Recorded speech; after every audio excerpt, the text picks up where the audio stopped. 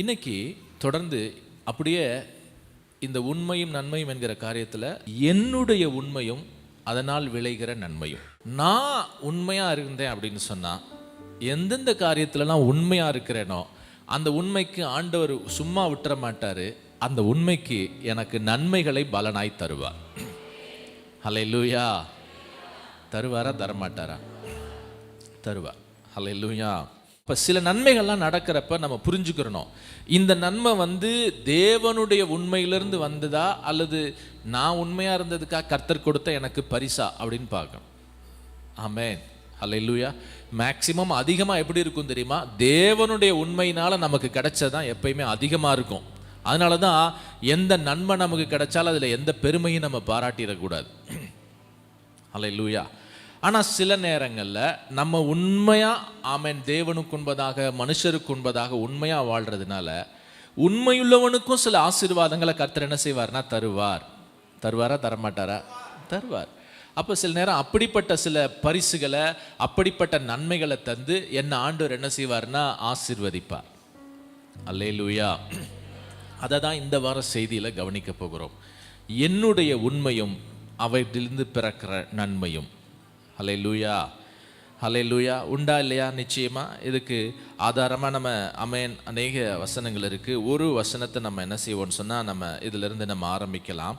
நீதிமொழிகள் 28:20. நீதிமொழிகள் 28வது அதிகாரத்தின் 20வது வசனம். ஆமென். எல்லாரும் எடுங்க, இந்த வசனத்தை வாசித்து நம்முடைய ஆமென் இந்த செய்தியை நம்ம துவங்கலாம். நீதிமொழிகள் 28:20 வாசிப்போம். உண்மையுள்ள மனுஷன் பரிபூர்ண ஆசீர்வாதங்களை பெறுவான். நீதி ஐஸ்வர்யவானாகிறதற்கு தீவிரிக்கிறவனோ ஆக்கினைக்கு தப்பான். ஹல்லேலூயா. நீதிமொழிகள் ஒரு ஸ்பெஷலான புக்கு.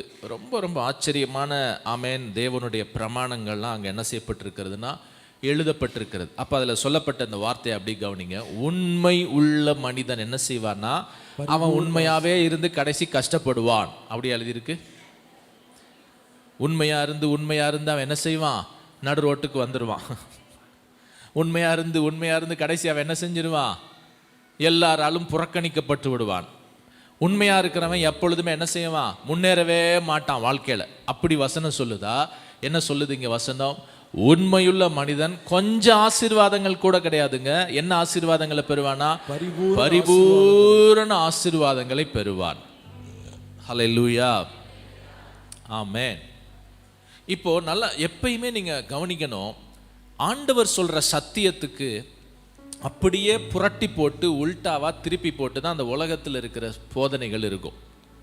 ஆண்டவருடைய வசனம் என்ன சொல்லுதுன்னா, உண்மையுள்ள மனுஷன் நல்ல ஆசீர்வாதங்களை மட்டும் கிடையாது, ஃபுல் ஆசீர்வாதங்கள் பரிபூர்ணமான ஆசீர்வாதங்களை பெறுவானா. ஹல்லேலூயா. ஆனால் உலகத்தில் உண்மையாக இருந்தால் என்ன சொல்கிறாங்க? நீ உண்மையாக இருந்தால் உன் தலையில் என்ன பண்ணிட்டு போயிடுவாங்க? மிளகா அரைச்சிட்டு போயிடுவாங்க. நீ உண்மைன்னு உட்காந்துரு இருக்கிறதையும் பிடுங்கிட்டு என்ன செஞ்சிருவானுங்க? போயிடுவானுங்க.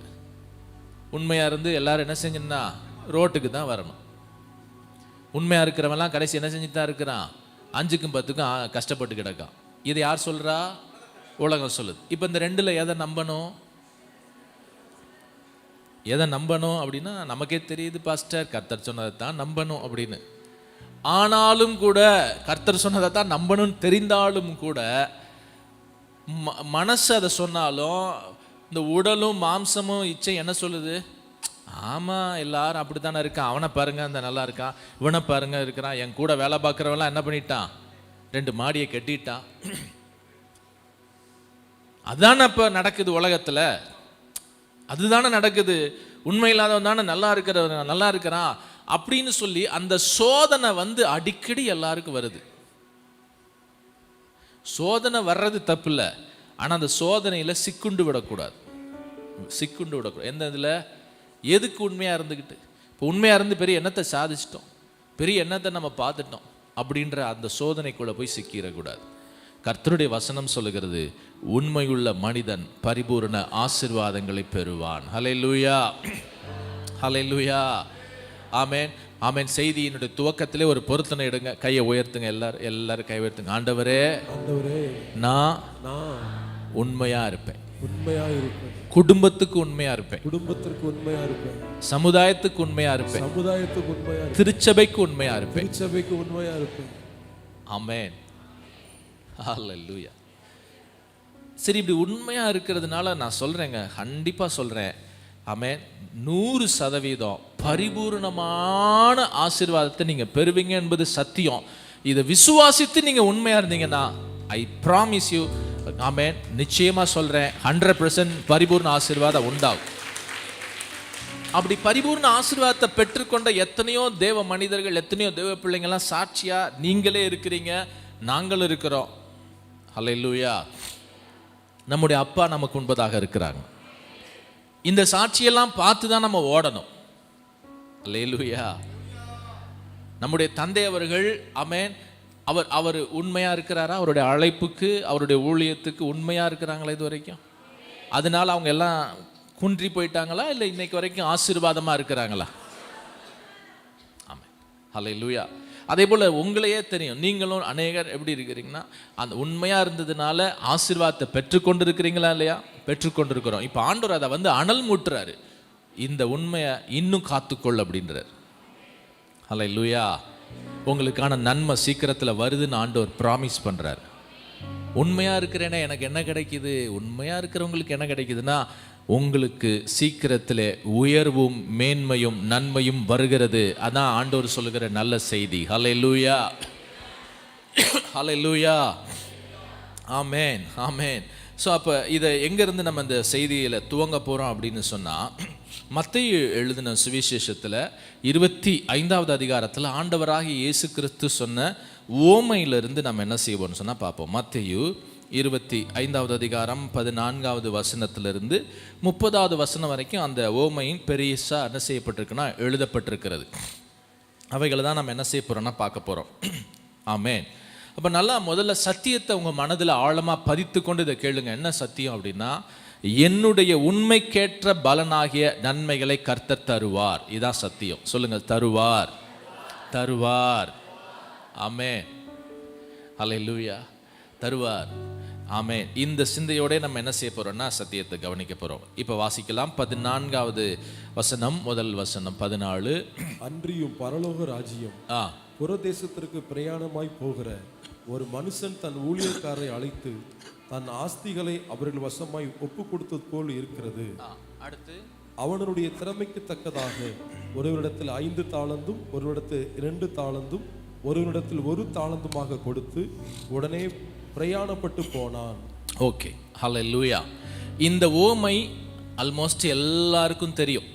ஆமென், எல்லாருக்கும் தெரியும். அதனால் இந்த ஓமையை பற்றி ரொம்ப இந்த கதையை பெருசாக எக்ஸ்பிளைன் பண்ண தேவையில்லை. இதுக்குள்ளே இருக்கிற சத்தியத்தை நான் சொல்லிகிட்டே போகும்படியாக விரும்புகிறேன். ரொம்ப எளிமையான ஓமை தான். ஒரு எஜமான் என்ன செய்கிறாருன்னா, தூர தேசத்துக்கு பிரயாணமாக போகிறார், கிளம்பிட்டார். கிளம்புறப்ப தன்னுடைய ஊழியக்காரர்களை கூப்பிட்டு, தன்னுடைய செர்வெண்ட் எல்லாம் கூப்பிட்டு, ஒருவனுக்கு என்ன பண்ணுறாருன்னா, அந்த வார்த்தை முக்கியம், அதெல்லாம் அவனவனுடைய திறமைக்கு தக்கதாக ஒருவன்ட்ட 5 தாலந்து கொடுத்துட்டு போகிறாரு, இன்னொன்ட்ட 2 தாலந்து கொடுக்குறாரு, இன்னொருத்தன்ட்ட 1 தாலந்து கொடுக்குறாரு. 5 தாளந்துன்னா நீங்கள் நினைக்கிற மாதிரி ஒரு 5 ரூபா கொடுத்துட்டு போனாருங்க, 5 1 ரூபா காயின்னு அப்படின்னு நினச்சிடாதீங்க. இல்லை ஒரு 500 ரூபா கொடுத்துட்டு போனார் அப்படின்னு நினச்சிடாதீங்க. அல்லது 5000 ரூபாய் நம்முடைய கணக்கில் அப்படியும் நீங்கள் நினைக்காதீங்க. அது எவ்வளோன்னா, 1 தாளந்து என்பது எப்படி தெரியுமா, அன்னைக்கு வந்து வெயிட்டு கணக்கில் தான் என்ன செய்வாங்கன்னா பொருட்களை, அந்த பணத்தை மதிப்பிடுவாங்க. 1 தாளந்து என்பது 32 கிலோ தங்கம் அல்லது 32 கிலோ வெள்ளி. எவ்வளவு? 32 கிலோ கணக்கில் உள்ளது. அப்போ இந்த எஜமான் வந்து கொடுத்தது எவ்வளோ கொடுத்துட்டு போகிறாரு? ஐயோ பாவம் வந்தாப்பா, ஒரு 10 ரூபா 5000 ரூபா ஒரு கொடுத்துட்டு போகிறேன், நான் தூரமாக போகிறேன், 5000 ரூபா வச்சு பொழைச்சிக்கோ அப்படிலாம் இல்லை. அவங்களுடைய வாழ்வாதாரத்துக்கு தேவையான ஒரு பெரிய ஆமென் காரியத்தை கர்த்தர் கொடுத்துட்டு போகிறார். ஹல்லேலூயா. அதை எப்படி சொல்லலாம்னா, 1 வருஷம் கூலி, 1 வருஷம் கூலி கூட கிடையாது, அது அநேக வருஷ கூலி. ஒரு 10 வருஷத்து காசை கையில் என்ன பண்ணுறாருன்னா, சம்பளத்தை கையில் கொடுத்து வச்சுக்கோப்பான்னு சொல்லி கொடுத்துட்டு போகிற மாதிரி. 10 வருஷம் நீங்கள் சம்பளம் வாங்கினா எவ்வளோ காசு வாங்குவீங்க, அவ்வளோ காசு அப்படி கையில் கொடுத்துட்டு போகிற மாதிரி. ஹல்லேலூயா. அப்போ ஒருத்தன்ட்ட என்ன பண்ணுறாருன்னா, பல லட்சத்தை கொடுக்குறாரு, ஒரு 5 லட்சம்னு வச்சுக்கிறோம், நம்ம கணக்கில். ஒருத்தன்ட்ட வந்து ஒரு 5 லட்சத்தை கொடுக்குறாரு, ஒருத்தன்ட்ட வந்து என்ன செய்கிறாரு, ஒரு 2 லட்சத்தை கொடுக்குறாரு, ஒருத்தன்ட்ட என்ன செய்கிறாருன்னா 1 லட்சத்தை கொடுத்துட்டு போகிறாரு. ஹல்லேலூயா. போயிட்டு கொஞ்ச நாள் கழித்து அவர் என்ன செய்கிறாருன்னா, பல நாட்கள் கழித்து அவர் என்ன செய்கிறாருன்னா திரும்பி வருகிறார். அப்படி திரும்பி வந்தவர் என்ன செய்வாராம், கணக்கு கேட்பார் அப்படின்னு என்ன செய்யப்பட்டிருக்குன்னா சொல்லப்பட்டிருக்கு. என்ன கேட்டாராம் அவர்? கணக்கு கேட்பார். அப்போ நல்லா கவனிங்க, தேவனுடைய உண்மை நமக்கு நிறைய நன்மைகளை கொடுக்கிறது. அதற்காக கர்த்தருக்கு முதலாவது ஸ்தோத்திரம். ஆனால் தேவனுடைய கரத்தில் நன்மைகளை வாங்குகிற நாம தேவனிடத்திலிருந்து பெற்றுக்கொண்ட வாங்கி கொண்ட அந்த நன்மைகளுக்கு இப்போ எப்படி இருக்கணும் தெரியுமா? உண்மையாக நடந்துக்கிறணும். அல்லேலூயா. தேவனிடத்திலிருந்து பெற்றுக்கொண்ட நன்மைக்கு நம்ம எப்படி நடந்துக்கிறோம்? உண்மையாக நடந்துக்கணும். தேவனிடத்திலிருந்து நம்ம பெற்றுக்கொண்ட முதல் பெரிய நன்மை என்னவா இருக்கும்னு நினைக்கிறீங்க? ரட்சிப்பு. அதுக்கு உண்மையாக இருக்கணும். அதை விட இன்னும் நான் உங்களுக்கு அடுத்தடுத்து சொல்லலாம்னு சொன்னால், குடும்பம். கர்த்தர் உங்களுக்கு கொடுத்த கணவன், கர்த்தர் உங்களுக்கு கொடுத்த மனைவி, கர்த்தர் உங்களுக்கு கொடுத்த பிள்ளைகள், கர்த்தர் உங்களுக்கு கொடுத்த சொந்தம், இது எல்லாமே என்ன தெரியுமா? தேவனே கொடுத்த நன்மை. அப்ப தேவன் உண்மையுள்ளவராக இருந்து எனக்கு நன்மை செஞ்சு குடும்பத்தை கொடுத்தார். அப்ப தேவன் கொடுத்த அந்த நன்மையை நான் எப்படி இருக்கணும் தெரியுமா? நன்மைக்கு உண்மையா இருக்கணும். உண்மையா இருக்கணும்னா என் குடும்பத்துக்கு நான் முதல்ல எப்படி இருக்கணும்னா உண்மையா இருக்கணும். ஹல்லேலூயா. யாருக்கு உண்மையா இருக்கணும்? கணவன் மனைவிக்கு உண்மையா இருக்கணும், மனைவி கணவனுக்கு உண்மையா இருக்கணும், பிள்ளைகள் பெற்றோருக்கு என்னவா இருக்கணும்னா உண்மையா இருக்கணும். இப்படி உண்மையா இருந்தா திருப்பி என்ன நடக்கும் தெரியுமா? இந்த உண்மையுள்ள மனுஷன் பரிபூர்ண நன்மைகளை பெறுவான். அல்லேலூயா, அல்லேலூயா. தேவன் உங்களுக்கு கொடுத்த தொழில், தேவன் உங்களுக்கு கொடுத்த வேலை, தேவன் உங்களுக்கு கொடுத்த திருச்சபை, ஆமென், தேவன் உங்க கையில கொடுத்திருக்கிற பணம், பொருளாதார ஆசீர்வாதம், இது எல்லாவற்றிலையும் எப்படி இருக்கணும்னா உண்மையா இருக்கணும். அப்ப இந்த உண்மையா இருக்க இருக்க என்ன நடக்கும் அப்படின்னா, இந்த உண்மை தொடர்ந்து எனக்குள்ள நன்மையை பெருக பண்ணும். அல்லேலூயா. நன்மையை கொடுக்கிறப்ப அவர் அளந்துலாம் கொடுக்கல, அள்ளி அள்ளி தான் கொடுத்திருக்கிறார். ஆமாவா இல்லையா? ஏதோ நன்மையை கிள்ளி கிள்ளி கொடுத்தாரா? இல்லை நன்மை எப்படி கொடுத்துருக்கிறாரு? அள்ளி கொடுத்துட்டார். எப்படி கொடுத்துட்டாரு? போன வாரம் கூட நான் இடையில ஒரு வார்த்தை சொன்னேன், குடும்பத்தை குறித்து சொல்கிறப்ப, நம்ம பண்ண சேட்டைக்கெல்லாம் என்னன்னா நமக்குலாம் யாருனே கொடுக்க மாட்டாங்க, பொண்ணே கொடுக்க மாட்டாங்க, அல்லது மாப்பிள்ளையே கொடுக்க மாட்டாங்க. ஆனால் நம்மளை நம்பி ஒரு தங்கமான பொண்ணை, ஒரு தங்கமான மாப்பிள்ளையை கொடுத்து கர்த்தர் ஆசீர்வதிச்சிருக்கிறாருன்னா ஆண்டவருக்கு தான் ஸ்தோத்திரம். அல்லேலூயா. இப்போ ஆமே, நன்மை வந்தது என்னது? கணவனும் மனைவியும் எப்படி கர்த்தர் கொடுத்த நன்மை. இப்ப அந்த நன்மைக்கு நான் எப்படி நடந்துக்கிறேன்னு தெரியுமா? உண்மையா நான் நடந்துக்கிறணும். அல்லேலூயா. ஆண்டவர் கொடுத்த பரிசுங்க அப்படின்ட்டு அதுக்காக நான் என்ன செய்யக்கூடாதுன்னா, கணவன் மனைவி கடுத்த காரியத்தில் நான் உண்மையற்று போயிடக்கூடாது. இங்கதான் என்ன தேவை தெரியுமா? உண்மையுள்ள மனிதன் என்ன செய்வான்னா பரிபூர்ண ஆசீர்வாதங்களை பெறுவான். ஸோ அப்போ அவனுக்கு கர்த்தர் என்ன செஞ்சிருக்கிறார் தெரியுமா? நன்மையை கொடுத்திருக்கிறார். எல்லாரும் சொல்லுங்க, அவனுக்கு நன்மையை தந்திருக்கிறாரு, நன்மையை தந்திருக்கிறாரு. ஆமென். இதுல இந்த 5, 2, 1 மாதிரி பிள்ளைகளை கூட இப்படி கணக்கு வச்சுக்கோங்க. ஒருத்தருக்கு 5 பிள்ளை, ஒருத்தருக்கு 4 பிள்ளை, ஒருத்தருக்கு 2 பிள்ளை, ஒருத்தருக்கு 1 பிள்ளை தான். அல்லேலூயா. ஆமென். கர்த்தர் கொடுத்தாரா கொடுக்கலையா? பெற்றோர்கள் யாருக்கு உண்மையா இருக்கணும்?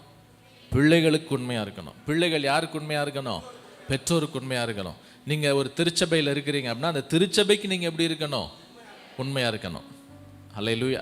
நீங்க ஒரு வேலையில இருக்கிறீங்க, நீங்க ஒரு கடமையில இருக்கிறீங்க, ஒரு பொறுப்புல இருக்கிறீங்க, ஒரு வியாபாரத்தில் இருக்கிறீங்கன்னா அந்த வியாபாரத்துல, பொறுப்புல, கடமையில உங்களுக்கு மேல இருக்கிறவங்களுக்கும் உங்களுக்கு கீழே இருக்கிறவங்களுக்கும் நீங்க எப்படி இருக்கணும்? அல்லேலூயா. இதெல்லாம் தேவனுடைய எதிர்பார்ப்பு. சரி, இப்ப கொடுத்துட்டார், அள்ளி அள்ளி கொடுத்துட்டார். இந்த எஜமான் என்ன பண்ணிட்டாரு? 5 தாலந்து, 2 தாலந்து, 1 தாலந்து. ஹல்லேலூயா. ஆமே. ஹல்லேலூயா. தேவனுடைய நன்மைலாம் நமக்கு சாதாரணமா இருக்கா ரொம்ப பெருசா? நான் பெற்றுக்கொண்ட நன்மையெல்லாம் ரொம்ப ரொம்ப பெருசுங்க. ஹல்லேலூயா, ஹல்லேலூயா. ஆமே. நிச்சயமா நம்ம சொல்ல முடியும், அவருடைய கிருபை தான் நம்மளை இவ்வளவு தூரம் உயர்த்தி வைத்திருக்கிறது. அவருடைய தயவு தான் இத்தனை பெரிய நன்மைகளை நமக்கெல்லாம் கொடுத்து நம்மை ஆசீர்வதித்திருக்கிறது. அல்லேலூயா, அல்லேலூயா. சரி, அப்ப தேவனுடைய தயவின்படி இதெல்லாம் பெற்றுக்கொண்டோம்ல. இந்த தயவின்படி நம்ம பெற்றுக்கொண்ட இந்த நன்மையில அவர் என்ன செய்ய விரும்புகிறான்றது 21வது வசனம். இப்ப திரும்ப வந்துட்டார்.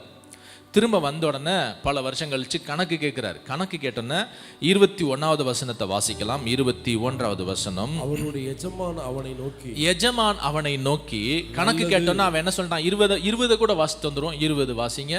20. 5 தாளந்தை வாங்கினவன் 5 தாளந்தை வாங்கினவன் வேறு 5 தாளத்தை கொண்டு வந்து வேற 5 தாளந்தை கொண்டு வந்தனா அவர் கொடுத்துட்டு போனா 30 கிலோ வெள்ளிய வச்சு ஒரு 5 லட்சத்தை வச்சு இப்ப என்ன பண்ணிட்டான்?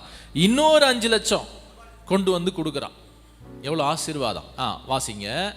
ஆண்டவரே, 5 தாளந்தை என்னிடத்தில் ஒப்புவித்தீரே, அவைகளை கொண்டு இதோ வேறு 5 தாளந்தை சம்பாதித்தேன் என்றான். உடனே அவர் என்ன சொல்றாரு? வாசிக்கலாம்.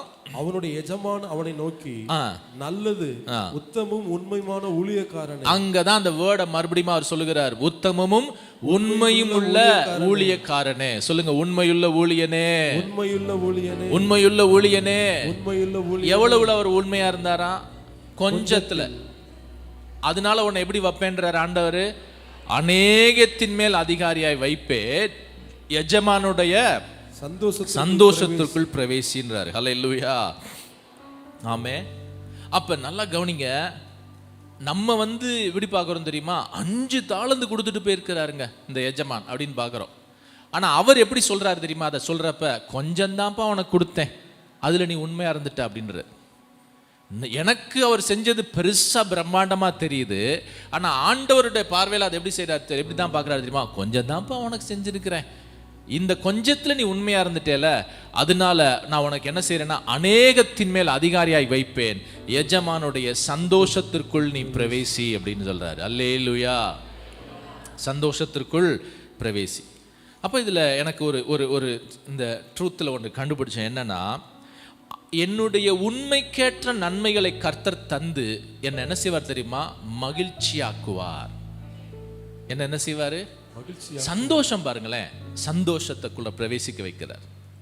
அப்ப என்ன செய்வார் தெரியுமா? ஆண்டவர் மகிழ்ச்சியாக்குவார். சொல்லுங்க, மகிழ்ச்சியாக்குவார். இதே இது போன வார செய்தியை பார்த்தோன்னு சொன்னா எப்படி தெரியுமா? ஆண்டவர் அவருடைய உண்மையின்படி எனக்கு நன்மைகளை கொடுக்கிற பொழுது அது மகிமை அடைவார். அதுல கர்த்தர் என்ன செய்வாரு? இப்ப நம்ம சாட்சி சொல்றோம், பிரதர் நாங்கெல்லாம் ரொம்ப ஆமென் தாழ்வுல இருந்தோம், ஆனா கர்த்தர் எங்களை நோக்கி பார்த்து எங்களுக்கு இந்த மேன்மையை தந்தார், இந்த உயர்வை தந்தார், இந்த நன்மையை தந்தார், இந்த ஆசீர்வாதத்தை தந்தான்னு சொல்றப்ப யார் மகிமை அடைகிறா? கர்த்தர் மகிமை அடைகிறார். ஆனமே இது கர்த்தர் செய்கிறார். ஆனா அதே நேரம் இப்படி ஒரு காரியம் என்னன்னா, என் உண்மைக்கேற்ற ஆசீர்வாதத்தை பலனை கர்த்தர் நன்மை எனக்கு தரப்பலாம் எனக்கு என்ன உண்டாகும் தெரியுமா? பெரிய ஜாய், பெரிய மகிழ்ச்சி, பெரிய மகிழ்ச்சி. எவ்வளோ கஷ்டப்பட்டோம், எவ்வளோ பிரயாசப்பட்டோம், எவ்வளோ உண்மையா இருந்தோம், நம்ம எவ்வளோ உண்மையா இருந்தோம்னு ஆண்டவருக்கு மட்டும்தான் தெரியும். அப்படின்றப்ப அந்த உண்மைக்கேற்ற பலனை தரப்ப எனக்கு என் உள்ளத்துல மகிழ்ச்சி பொங்கும். ஆமென். தேவனுடைய உண்மை தர நன்மையினால மகிமை உண்டாகும், என்னுடைய உண்மையிலிருந்து விளைகிற நன்மையினால மகிழ்ச்சி உண்டாகும். ஹல்லேலூயா. எல்லாரும் சொல்லுங்க, மகிழ்ச்சி உண்டாகும், மகிழ்ச்சி உண்டாகும். இததான் ஆண்டவர் சொல்லி வச்சிருக்கிறார் பாருங்களேன். மகிழ்ச்சி கூறல் வெற்றியின் தோனி, மகிழ்ச்சி கூறல் வெற்றியின் தோனி எங்க உண்டாகுது? எனது கூடாரத்தில், எனது வீட்டுக்குள்ள, எனது கூடாரத்தில். அப்ப என் கூடாரத்துக்குள்ள அவர் மகிழ்ச்சி குரலை வெற்றியை கொடுத்து ஆசீர்வதிக்கிறாரா இல்லையா? உங்களுக்கு சந்தோஷமா இருக்குமா இல்லையா? ரொம்ப உண்மையா இருந்தேன் பிரதர், என் ஆஃபீஸில் ரொம்ப உண்மையா இருந்தேன். என் வேலையில் நான் எந்த இடத்துல என்ன செய்ய மாட்டேன்னா, அளவுக்கு மிஞ்சி நான் என்ன செய்யணும், எதையும் வாங்காமல், லஞ்சம் வாங்காமல் உண்மையா இருந்து எல்லா பொறுப்புலையும் நான் உண்மையா இருந்தேன் பாருங்களேன். எனக்குன்னு ஒரு உயர்வு வந்துருச்சு, எனக்கு ரொம்ப சந்தோஷம். சந்தோஷப்படுவீங்களா, பட மாட்டீங்களா? அல்லேலூயா. படிக்கிற இடத்துல என் கூட படிக்கிறவங்க எல்லாம் என்ன பண்ணாங்க, எக்ஸாம்ல பார்த்து எழுதிக்கிட்டு இருந்தானுங்க.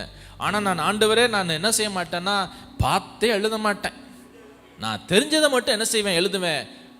ஜெயம் உங்களால வரும்னு சொல்லி காத்துட்டு இருந்தப்ப கர்த்தர் எனக்கு கொடுத்தாரு பாருங்க ஒரு மார்க்கு, ஒரு உயர்வு.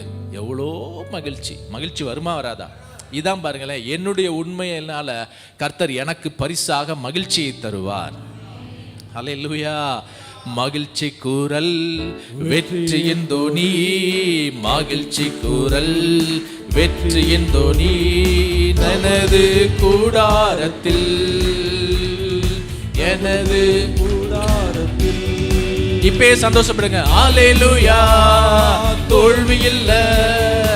அல்லேலூயா, வெற்றி உண்டு.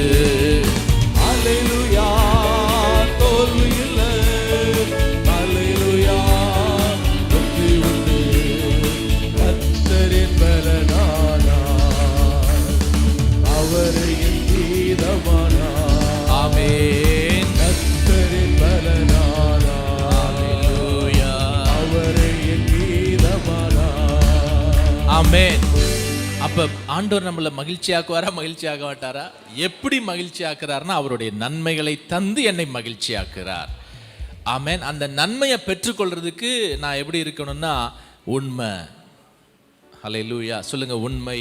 உண்மை. ஹல்லேலூயா. உண்மையுள்ள மனுஷன் என்ன செய்வான்? பரிபூர்ண ஆசீர்வாதங்களை பெறுவாங்க. ஆமென். உங்களுக்கு ஆண்டவர் எவ்வளவு கொடுத்திருக்கிறாரோ அவ்வளவுல உண்மையா இருந்தா போதும். உங்கள்கிட்ட இல்லாத உண்மையை ஆண்டவர் வந்து கேட்கவே மாட்டார். அதாவது சாரி, உங்களுக்கு இயலாத ஒரு உண்மையை வந்து ஆண்டவர்கிட்ட உங்கள்கிட்ட வந்து கேட்க மாட்டார். இல்லாத இல்லை, இயலாத. ஆமென். உங்களால் முடியாத ஒரு காரியத்தில் வந்து உண்மையை கேட்க மாட்டார். 5 தாளந்தை கொடுத்தவன்ட்ட நீ ஏன்டா 10க்கு எனக்கு உண்மையா இருக்கல அப்படிலாம் கேட்க மாட்டார். 5க்கு உண்மையா இருந்தா போதும்னுவார். 2 தாளந்தை கொடுத்தவன்ட்ட வந்து அவன் வந்து 5 கொண்டு வந்து 10 லட்சமா ஆக்கிட்டான். நீ 2 லட்சம் கொடுத்த, நீயும் இதே ஊர்ல தான் வாழ்ந்த, இதே ஊர்ல தான் இருந்த, நீயும் 10 லட்சம் கொடு அப்படிலாம் கேட்கல.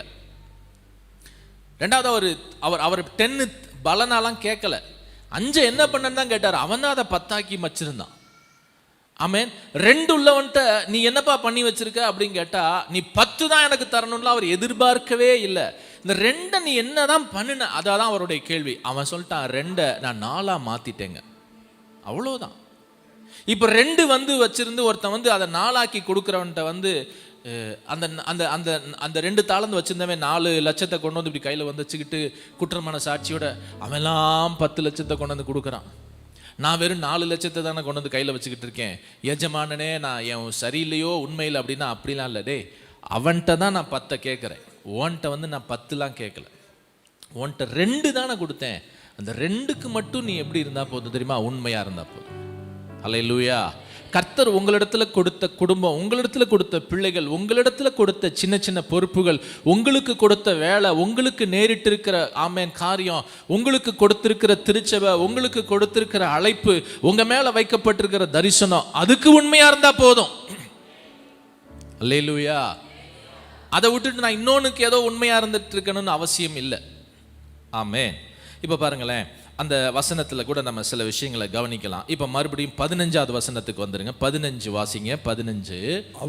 அவனவனுடைய திறமைக்கு தக்கதாக ஒருவரிடத்தில் 5 தாளந்தும் 5, ஒருவரிடத்தில் 2, ஒருவரிடத்தில் 1 தாளந்துமாக கொடுத்து. அப்ப நல்லா கவனிங்களேன், ஒவ்வொருத்தருக்கும் வேற வேற அளவுல கொடுத்திருக்கிறாரு, வேற வேற திராணியில கொடுத்திருக்கிறாரு. இப்ப கணக்கு எப்படி எதிர்பார்க்கிறார்னா, அவனவனுக்கு கொடுக்கப்பட்ட காரியத்துல மட்டும்தான் அவர் உண்மை எதிர்பார்க்கிறார். அல்லேலூயா. 2 கொடுத்தவன்ட்ட போய் நீ 5க்கு ஏன் உண்மையா இல்லைன்னு கேட்கவே இல்லை. 1 கொடுத்த ஆள்கிட்ட போய் நீ ஏன்பா 2 காரியத்துல உண்மையா இல்லைன்னா கேட்கல. நான் உன்கிட்ட 1 தான் பொறுப்பு கொடுத்தேன், அந்த ஒரு காரியத்துல மட்டும் நீ உண்மையா இருந்தா போதுன்ற. அல்லேலூயா. அப்ப அவனவனுடைய அளவின்படி மட்டுமே உண்மையை பலனாக கேட்பார். எல்லாருக்கும் ஒரே பலனை வைக்க மாட்டார். எல்லார்ட்டையும் ஒரே அளவு ஆண்டவர் எதிர்பார்க்கல. எல்லார்ட்டையும் என்ன செய்யல? ஒரே அளவு எதிர்பார்க்கல. நான் கூட அடிக்கடி இதை ஊழியத்தில் சொல்லிக்கிருவேன். ஊழியர் கூடுகையில் எங்கள் ட்ரைனிங் கேம்பில், பாஸ்டர்ஸ் ட்ரைனிங்லலாம் நான் அடிக்கடி இதை சொல்லுவேன். என்ன தெரியுமா சொல்லுவேன்? கிராமத்து ஊழியரோ சிட்டியில் டவுனில் ஊழியம் செய்கிற ஒரு ஊழியரோ 2 பேரையும் நம்ம என்ன செய்யக்கூடாது தெரியுமா? தரக்குறைவாக, இதில் ஒருத்தர் மேன்மையாகவும் ஒருத்தர் ரொம்ப தாழ்வானவராகவும் நம்ம பார்க்கக்கூடாது. இவங்கெல்லாம் பட்டணத்தில் ஒரு டவுனில் சிட்டியில் ஊழியம் செய்கிறாங்க, பெரிய சர்ச் வச்சுருக்கிறாங்க, 1000 விசுவாசி இருக்காங்க, அதனால் ஒரு பெரிய பாஸ்டர். அவர் கிராமத்தில் ஒரு 20 விசுவாசி வச்சுருக்கிறாரு, சின்ன பாஸ்டர், ஏதோ ஒரு சின்ன ஊழியம் செய்கிறாருன்னு அற்பமாக யாரும் அவரை பார்க்காதீங்க. அவங்கள்ட்டே நான் சொல்லுவேன், உங்களை நீங்கள் அற்பமாக பார்க்காதீங்க. ஏன்னா ஆண்டவருடைய மதிப்பீடு எப்பயுமே எப்படின்னா, ஒரு ஒரு ஒரு ஊழியக்காரருடைய கையில் ஒரு 1000 விசுவாசிகளை கொடுத்து அவர்கிட்ட வச்சிருக்கிறாருன்னா, ஆண்டவர் அவரை எவ்வளவு உண்மை எதிர்பார்க்கிறாருன்னு அந்த 1000 விசுவாசிகளுக்கு அவர் உண்மையா இருக்கணும்னு எதிர்பார்ப்பார்.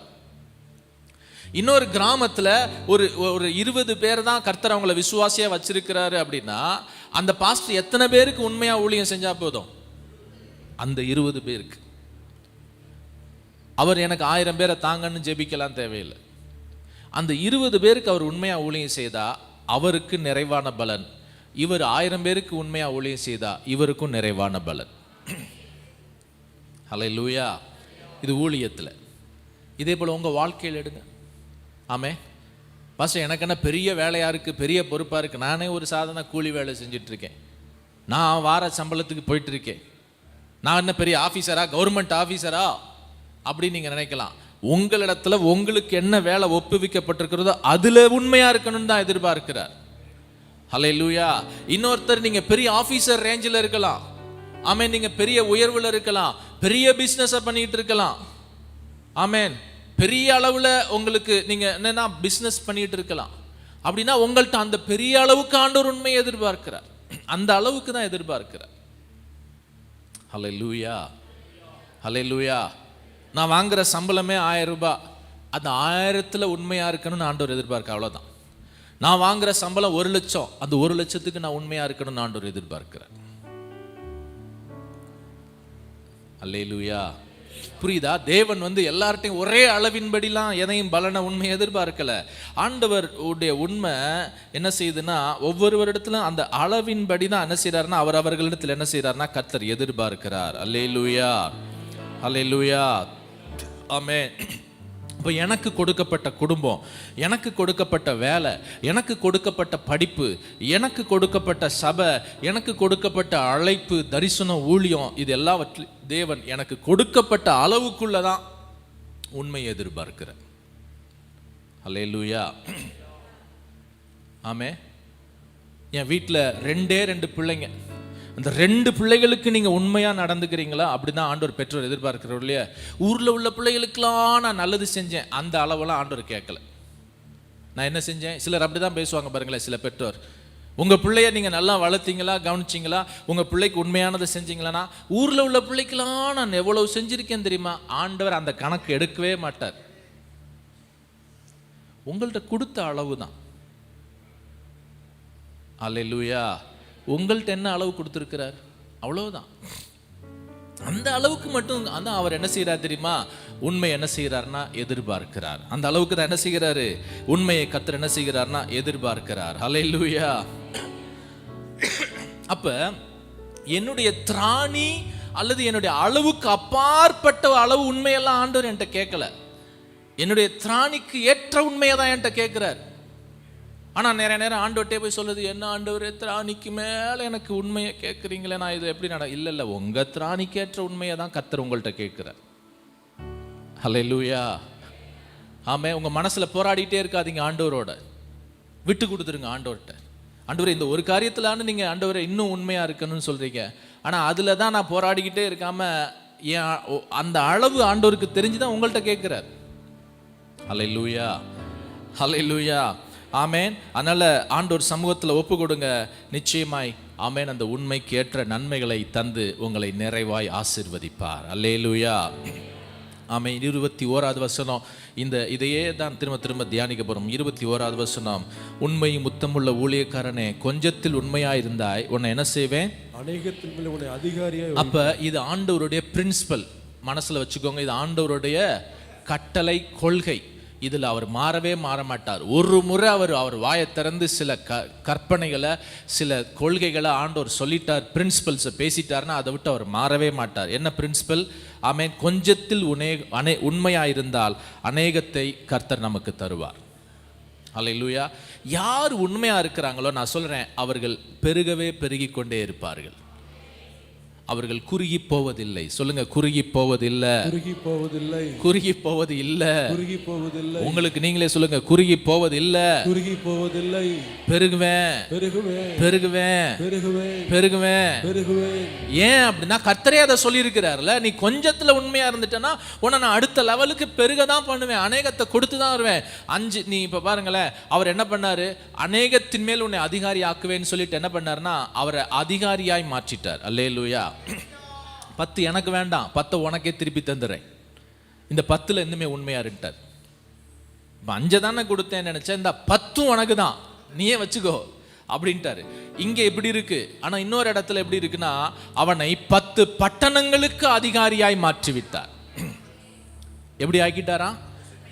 ஒரு ஒரு ஒரு ஒரு ஒன்று நான் என்ன பண்ணேன்னா, ஒரு ஒரு ஒரு பணத்தை கொடுத்து இதில் உண்மையாக இருக்க சொன்னேன். இப்போ பணம் இல்லை, பட்டணத்தையே உன்கிட்ட கொடுக்குறேன்ட்டார், ஒரு ஊரையே கொடுக்குறேன்றார். ஹல்லேலூயா, ஹல்லேலூயா. அப்போ உண்மையாக இருந்தால் பெருக்கம் உண்டாகுமா உண்டாகாதா? கண்டிப்பாக உண்டாகும். சொல்லுங்கள், கண்டிப்பாக உண்டாகும். ஹல்லேலூயா. என்ன உண்டாகும்? கண்டிப்பாக உண்மை உண்டாகும். ஹல்லேலூயா, ஹல்லேலூயா, ஆமே. அப்போ உண்மையுள்ளவன் எவனோ அவனுக்கு என்ன செய்யப்படுமா? பரிபூர்ணம் அடைவான், அவனுக்கு கொடுக்கப்படும். அந்த வசனத்தை வாசித்துருவோம். ஆமேன். நீதிமொழிகள் 28:20 மறுபடியும் வாசிக்கலாம். நீதிமொழிகள் மனுஷன் பரிபூர்ண ஆசீர்வாதங்களை பெறுவான், பரிபூர்ண ஆசீர்வாதங்களை பெறுவான். சரிங்களா? மறுபடியும் இப்போ இந்த மத்தேயுக்கே வந்துருங்க. மத்தேயு 25, ஆமேன், அந்த 28வது வசனத்தை வாசிக்கலாம். 28வது வசனம், அதுக்கு முந்தின வசனத்திலிருந்து கூட வாசிக்கலாம். 27வது வசனத்திலிருந்து, மத்தேயு 25 27வது வசனத்திலிருந்து. அப்படியானால் நீ என் பணத்தை காசுக்காரர் வசத்தில் போட்டு வைக்க வேண்டியதா இருந்தது. அப்பொழுது நான் வந்து என்னுடையதை வட்டியோடு வாங்கி. இது யார்கிட்ட பேசுறார் ஆண்டவர்? இந்த ஒரு தாளந்த வச்சிருந்தவன்ட்ட பேசுறார். இந்த ஒரு தாளந்த வச்சிருந்தவன்ட்ட ஆண்டவர் கேட்கிறார், எப்ப அவன்கிட்ட ஒரு 1 லாக் கொடுத்தேன் என்ன பண்ண அப்படின்னா, ஐயா நீங்க பெரிய ஆளியா, நீங்க என்ன செஞ்சீங்க, திடீர்னு கொடுப்பீங்க திடீர்னு கேட்பீங்கன்னு எனக்கெல்லாம் விவரமா தெரியும். அதுவும் எப்படி ஆளு, நீங்க விதைக்காத இடத்துல அறுக்கணும்னு நினைக்கிற ஆளு, பயங்கரமான ஆளு. நீங்கெல்லாம் சும்மாவா? அதனால எதுக்குடா வம்புன்னு சொல்லி நான் கொடுத்ததை அப்படி வச்சிருக்கேன், தாங்க நீங்க கொடுத்ததை வேணா வச்சுக்கோங்க அப்படின்ட்டான். ரொம்ப அலட்சியமான பதில், ரொம்ப ரொம்ப அலட்சியமான பதில் இவன்ட்ட. அப்பதான் 28வது வசனத்துல சொல்லுகிறாரு, வாசிக்கலாம். அவனிடத்தில் இருக்கிற தாளந்தை எடுத்து, அவனிடத்தில் இருக்கிற தாளந்தை எடுத்து 10 தாளந்து உள்ளவனுக்கு கொடுங்கள். அடுத்த வசனம், உள்ளவன் எவனோ. இது ஒரு பிரின்சிபல், நல்லா கவனிச்சுக்கோங்க. இது ஒரு கொள்கை, கட்டளை, கர்த்தருடைய கற்பனை. உள்ளவன் எவனோ அவனுக்கு கொடுக்கப்படும், பரிபூர்ணமும் அடைவான். இல்லாதவனிடத்திலிருந்து உள்ளதும் எடுத்துக்கொள்ளப்படும். ஆமே. இந்த பகுதி எத்தனையோ முறை வாசித்திருக்கோம் பாருங்களேன். ஆனால் இன்னைக்கு இதை வாசிக்க வாசிக்க பொங்குது உள்ளம். அப்படி சத்தியமாக நேற்று இரவுல ஆமேன் அப்படி ஆண்டவர் உணர்த்துறார். உள்ளவன் எவனோ அவனுக்கு கொடுக்கப்படும், இல்லாதவன் எவனோ அவனிடத்துல உள்ளதும் என்ன செய்யப்படுமா? எடுத்துக்கொள்ளப்படும். அப்படின்னா என்னது உள்ளவன் இல்லாதவன் அப்படின்னா, அந்த இடத்துல உண்மைன்ற வார்த்தையை மட்டும் சேருங்களேன், இந்த வசனம் அப்படி ஃபுல்லா புரியும். உண்மை உள்ளவன் எவனோ அவனுக்கு கொடுக்கப்படும், பரிபூர்ணம் அடைவான். உண்மை இல்லாதவனிடத்திலிருந்து உள்ளதும் எடுத்துக்கொள்ளப்படும். அல்லேலூயா. உண்மைன்ற வார்த்தையை சேர்த்துட்டா அழகா அந்த வசனத்தினுடைய மதிப்பு புரிஞ்சிடும். உண்மை உள்ளவன் எவனோ அவனுக்கு என்ன செய்யப்படுமா? கொடுக்கப்படும். யாரு உண்மையா இருக்கிறானோ அவனுக்கு என்ன பண்ணும்? It will be given. ஆமேன். அதிகமாய் அவனுக்கு கொடுக்கப்படும். உண்மை இல்லாதவன்ட்ட இருக்கிறதும் என்ன செய்யணும்னா ஆண்டவர் எடுத்துருவார். இப்ப பாருங்களேன், 1 தான் அவன்கிட்ட 1 லட்சத்தை கொடுத்திருந்தாரு. இப்ப 10 5 கொடுத்தவன் 10 ஆக்குனா பாருங்களேன். அவன் உண்மையா இருந்ததுனால 10 மட்டும் இல்ல 11 சேர்த்து கொடுக்கிறார் ஆண்டவர். அல்லேலூயா. இவன்கிட்ட உள்ளதை வாங்கி அங்க கொடுத்துறாரு. இப்ப இவன் சொல்றான், ஆண்டவரே என்கிட்ட 1 தான் கொடுத்தீங்க, 1ஐயும் ஏன் பிடுங்குறீங்க அப்படின்னு சொன்னா, உண்மை இல்லாதவன் இடத்திலிருந்து உள்ளதும் எடுத்துக்கொள்ளப்படும். அல்லேலூயா. ஏன் சில நேரம் நன்மைகள் பெருக மாட்டேது? யோசிச்சு பாருங்க. இந்த செய்தியை வைத்து உங்க மனதில் நீங்களே ஆழமா யோசிங்க. என் வீட்டில் இருக்கிற சில நன்மைகள் குறைஞ்சிக்கிட்டே போகுது அப்படின்னா காரணம் என்னன்னு யோசிங்க. ஒருவேளை அதுக்கு ஒரு காரணம், ஆமேன், எல்லா நேரத்திலையும் இதுதான் காரணமா இருக்காது. ஒருவேளை அதுக்கு ஒரு காரணம், ஆண்டவர் கொடுத்த நன்மைகள்ல நான் உண்மை இல்லாம இருக்கிறேனா, ஆண்டவர் கொடுத்த ஆசீர்வாதத்தில், ஆண்டவர் கொடுத்த பெருக்கத்தில், ஆண்டவர் கொடுத்த நன்மைகள், உபகாரங்கள், ஆமீன், இவைகளில் நான் உண்மை இல்லாமல் நடந்துகிட்டு இருக்கிறேனா? அல்லேலூயா. அப்படின்றத யோசிச்சு பாருங்க. அது ஒரு காரணமாக இருக்கலாம். ஆமே. அடுத்து என்ன நடக்குதான், அந்த மனுஷனை எப்படி என்ன நடக்குது அப்படின்னு சொன்னா, அந்த மனுஷனுக்கு, அந்த உண்மை இல்லாத மனுஷனுக்கு என்ன நடக்குது அப்படின்னு சொன்னா, 30வது வசனத்தை வாசிங்க. பிரயோஜனமற்ற ஊழியக்காரன். அவன் பேர், அவனுக்கு ஒரு பேர் வைக்கிறார். அவனுக்கு என்ன பேரா? மற்ற 2 பேருக்கு என்ன பேரு? உண்மையுள்ளவன். இவனுக்கு என்ன பேரு? பிரயோஜனமற்றவன்.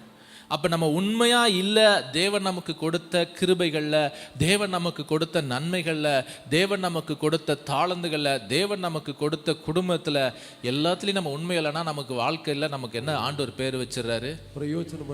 பிரயோஜனம் இல்லை. இவனுக்கெல்லாம் இதை கொடுத்து பிரயோஜனம் இல்லை. நம்ம நிறைய நேரம் நீங்க வீட்டுல இந்த வார்த்தையை பயன்படுத்துவீங்கல்ல, இந்த ஆளுக்கெல்லாம் இதெல்லாம் கொடுத்து ஒரு பிரயோஜனம் இல்லைங்க. இவனுக்கு வண்டியை வாங்கி கொடுத்தேன், காரை வாங்கி கொடுத்தேன், அதை வாங்கி கொடுத்தேன், ஆனால் ஒரு பிரயோஜனம் இல்லை அப்படின்னு சொல்கிறோம்ல. அது மாதிரி ஆண்டவர் நம்மளை பார்த்து நினச்சிடக்கூடாது. இவங்களுக்கு ஒரு நல்ல திருமணத்தை பண்ணி வச்சேன், நல்ல பிள்ளைகளை கொடுத்தேன், வேலையை கொடுத்தேன், ஆசீர்வாதத்தை கொடுத்தேன், பதவியை கொடுத்தேன், உயர்வை கொடுத்தேன், என் பிள்ளைகளுக்கு இவ்வளவையும் கொடுத்தும் பிரயோஜனம் இல்லையேன்னு ஆண்டவர் வருத்தப்பட்டுறக்கூடாது. இந்த 3 பேரில் ஒருத்தன் அப்படி ஆளாயிட்டான், பிரயோஜனமற்றவன் ஆயிட்டான். ஹல்லேலூயா. அதனால என்ன நடந்துருச்சான், அவனுக்கு வாழ்க்கையில புறம்பான இருளிலே தள்ளப்பட்டான், அழுகையும் பற்கடிப்பு உண்டாயிடுச்சுன்னா, அப்ப உண்மை இல்லைன்னா நான் எப்படி பார்க்கறேன்னா, வாழ்க்கை இருண்டு விடும், அழுகையும் வேதனையும் மிஞ்சும். உண்மை இல்லைன்னா என்ன வந்துடும், வாழ்க்கை இருளாயிரும். சொல்லுங்க, வாழ்க்கை என்னவாயிரும், இருளாயிரும், அழுகையும் பற்கடிப்பும் மிஞ்சும். ஹல்லேலூயா. ஆமே. நேற்று கூட ஒரு கான்வர்சேஷன், நான் ஃப்ரான்சிஸ் அண்ணனும் நானும் பேசிகிட்டு இருந்தோம்.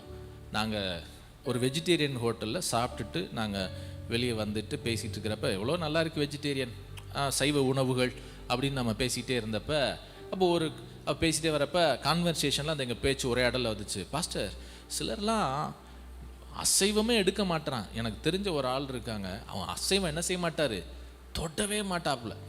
அசைவ தொட்டா அது என்னமோ ஒரு அது அவங்க சாப்பிட்டதே இல்லை, தெய்வ குற்றம் அப்படின்ற மாதிரி அதை நான் வந்து பொருத்தனையாக இருக்கிறேன் அப்படின்னு சொல்லிட்டு அசைவ ஹோட்டல் பக்கம் கூட என்ன செய்ய மாட்டாங்கன்னா வரமாட்டார்.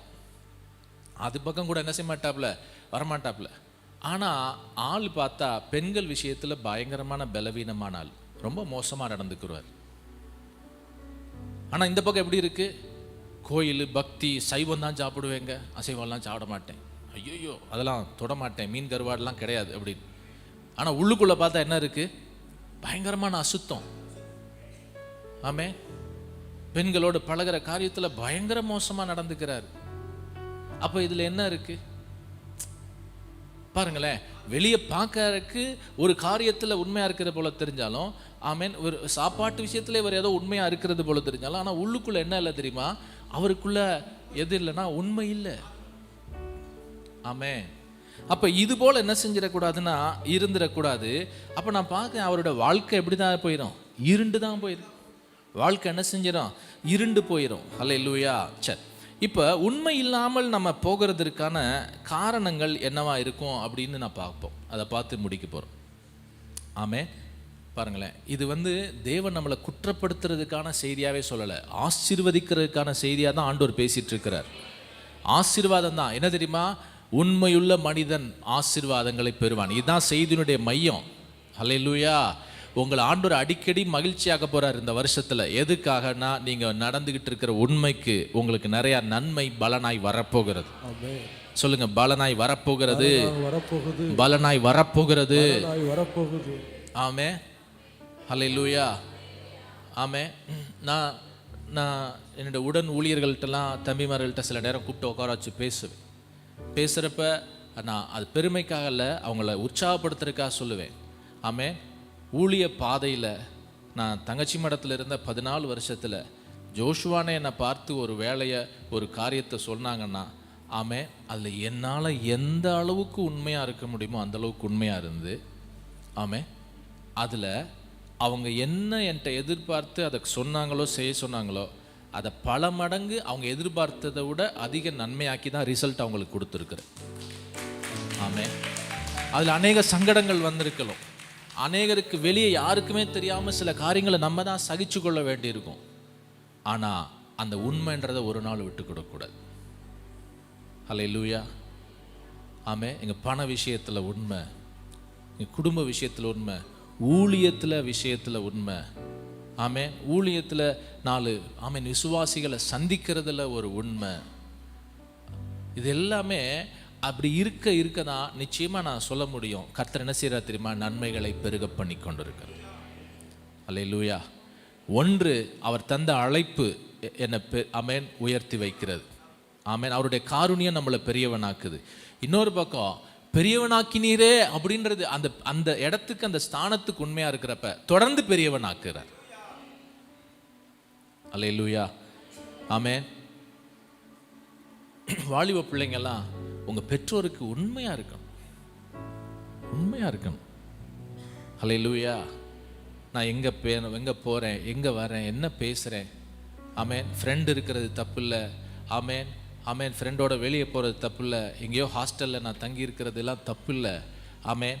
நான் ஆமேன் பிறரோடு பழகிறது தப்பு இல்லை. ஆனால் உண்மை என்பது இருக்க வேண்டும். ஆமேன். தாய் தகப்பனுக்கு மறைக்கிறத நிறையா கிரியைகள் இருக்குது அப்படின்னா அங்கே தான் தேவன் என்ன செஞ்சார் தெரியுமா? எனக்கு நன்மையாக இந்த படிப்பை, இந்த உயர்வை, இந்த மேன்மை எல்லாத்தையும் கொடுத்துருக்கிறார். ஆண்டவர் தயவாக எனக்கு ஒரு பெரிய காலேஜில் நல்ல படிப்பை அல்லது நல்ல வேலையில் ஒரு பெரிய ஆஃபீஸில் நல்ல வேலையை கொடுத்தது தேவனுடைய உண்மை. ஆனால் நாங்கள் போன உடனே அந்த சூழ்நிலைகள்லாம் பார்த்து அப்படி இப்படிமா இருந்துட்டு நான் அந்த இடத்துல தேவனுக்கும் தாய் தகப்பனுக்கும் உண்மை இல்லாமல் நடந்துக்கிட்டேன்னா இது பிள்ளைகளுக்கு. அல்லேலூயா. பெற்றோர்களுக்கும் அப்படிதான். ஆமே. நம்ம எந்த இடத்துல உண்மையாக இருக்கணும்? வேலை ஸ்தலத்தில் சகோதரர்கள், ஆமேன், சகோதரிகள், நீங்கள் உங்கள் வேலையில், உங்கள் பொறுப்பில், ஆமேன், நீங்கள் பார்க்குற வியாபாரங்களில் எவ்வளோ உண்மையாக இருக்கிறீங்க? அல்லேலூயா. நான் சொல்லுவேன், என் வீட்டில் இப்படி சுற்றி இப்படி பார்த்தா, எந்த பொருளை பார்த்தாலும், என் வீட்டில் இருக்கிற எந்த பொருட்களை பார்த்தாலும் இதெல்லாம் தேவன் தந்த ஆசீர்வாதத்தால் வந்ததுன்ற சாட்சி நமக்கு இருக்கணும். அல்லேலூயா. இது ஆட்டை போட்டதா இருக்குது சில வீட்டிலலாம். இது என்ன செஞ்சது? அவன்கிட்ட தூக்கிட்டு வந்தது, சுருட்டிட்டு வந்தது, இது பொய் சொல்லி வந்தது, இது கொஞ்சம் நம்ம குறுக்கு வழியில் சம்பாரிச்சது. இப்படி நம்முடைய வீட்டில் எதுவும் இருக்கக்கூடாது. உண்மைதானே? ஹல்லேலூயா, ஹல்லேலூயா, ஹல்லேலூயா. ஆமே. தேவன் நல்லவர். பாருங்களேன், ஆண்டவர் நம்மளை ஆசீர்வதிக்காமலே போகிறார். உண்மையுள்ள மனுஷனுக்கு ஆசீர்வாதம் பெருகிக்கிட்டே இருங்க. ஓபேத் ஏதோம் வீட்டையும் அவனுக்கு உண்டான யாவற்றையும் கர்த்தர் எத்தனையோ மாசத்துல ஆசீர்வதிச்சாரு?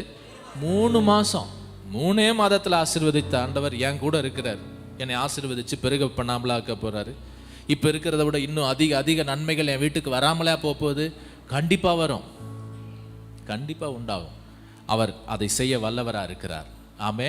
நானும் எப்படி இருக்கேன்னா, தேவன் எனக்கு கொடுக்க கொடுக்க கொடுக்க அவருடைய நன்மைகள் மேலே நான் அதிக உண்மையாய் நடந்து கொள்ள வேண்டும். அல்லேலூயா, அல்லேலூயா, அல்லேலூயா. தேவன் தான் ஒரு அருமையான கணவனை, தேவன் தான் அருமையான மனைவியை கொடுத்தாரு. இந்த கணவன் இந்த மனைவிக்கு வாழ்நாளெல்லாம் உண்மையாக இருக்கணும்.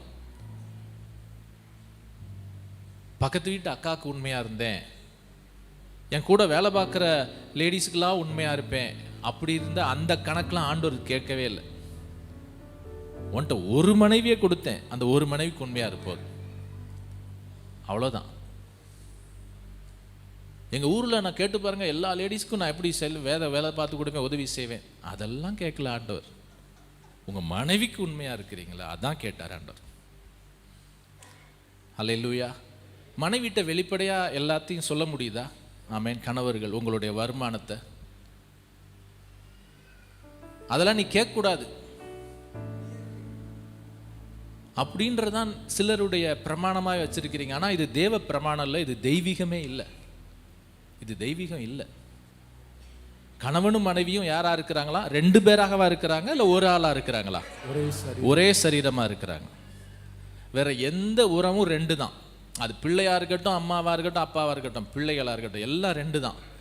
ஆனால் ஒன்றாவே இருக்கிற ஒரே ஒரு உறவு என்ன தெரியுமா? கணவன் மனைவி என்கிற உறவு மட்டும்தான். ஆனால் அந்த கணவன் மனைவி உறவில் சம்பாத்தியங்களில், பொருளாதாரத்தில் 2 பேருக்குள்ளேயுமே வெளிப்படைத்தன்மை கண்டிப்பாக இருக்கணும். அல்லேலூயா, இருக்கணும். அப்படி இல்லை அப்படின்னா அங்கேயே நீங்கள் என்ன செய்கிறீங்கன்னா, தேவன் தந்த நன்மையில் உங்கள் உண்மையை நீங்கள் இழந்துக்கிட்டு இருக்கிறீங்கன்னு. அல்லேலூயா. ஆமே. அதெல்லாம் அதுக்கு உன்கிட்ட சொல்லணும். உனக்கு கொடுக்குறத வாங்கிட்டு என்ன செய்ய, பேசாமல் இரு அப்படின்றதெல்லாம் தெய்வீகமே இல்லையே. தெய்வீகமே என்னன்னா இல்லை.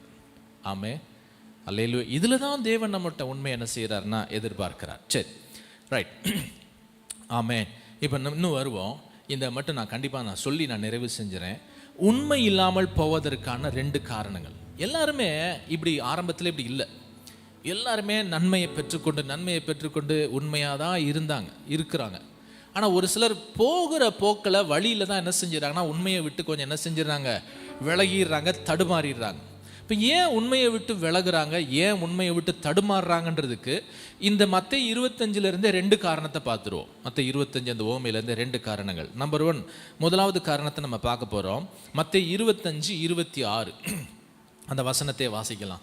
இதெல்லாம் பாருங்களேன், கர்த்தரே இதை வெளிப்படுத்தி கொடுக்கிறார் இந்த வசனங்களை. 25:26 பிரதியுத்தரமாக, பொல்லாதவனும் சோம்பலுமான ஊழியக்காரனே, நான் விதைக்காத இடத்தில் அறுக்கிறவன் என்றும் தெளிக்காத இடத்தில் சேர்க்கிறவன் என்றும் அறிந்திருந்தாயே. ரைட்.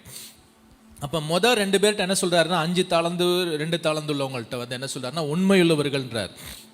இந்த ஒன்றை வாங்கிட்டு அதை சரியா பயன்படுத்தாதவன்ட்டு ஆண்டவர் என்ன சொல்றாரு தெரியுமா? 2 வார்த்தையை பயன்படுத்துறார். இதான் நம்ம பார்க்க போற 2 பாயிண்ட்.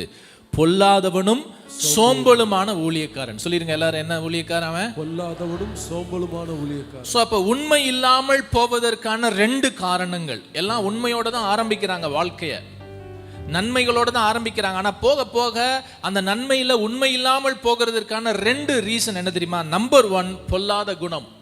பொல்லாதவன் இருக்கு, அது பொல்லாத குணம், விக்கட்னஸ். நம்பர் 2 என்ன தெரியுமா? சோம்பல், laziness. You wicked and lazy அப்படின்னு தான் ஆண்டவர் சொல்கிறாரு. இது 2ம் பயங்கரமான குணங்க. என் உண்மையை சேதப்படுத்திடும். நான் உண்மையா வாழ முடியாம போகிறதுக்கான 2 கடுமையான குணங்கள் இருக்கு. இந்த 2 குணம் வந்து உள்ள வந்துருச்சு அப்படின்னா அது என்ன செய்யும் அப்படின்னு சொன்னா, நான் உண்மையா வாழ்றத பாதிக்கும். நம்பர் 1 என்னதுன்னா பொல்லாதவன், பொல்லாத குணம், விக்கட். ஆமென், ஹல்லேலூயா. அப்ப பொல்லாத குணம், விக்கட் அப்படின்னா என்ன அர்த்தம்னா, மாரலி ராங் ஆர் பேட், அதாவது நீதியற்ற கிரியைகள், நியாயமற்ற கிரியைகள், ஒழுக்கமற்ற செயல்கள். என்னது? நியாயமற்ற கிரியைகள், ஒழுக்கமற்ற செயல்கள். இது உள்ள வந்துருச்சு அப்படின்னா அதுக்கு பேர் தான் பொல்லாத குணம். அப்ப உண்மையா இருக்கிறத கெடுக்கிறது எப்பயுமே என்ன தெரியுமா? ஒழுக்கமற்ற செயல்கள், நீதியற்ற செயல்கள்.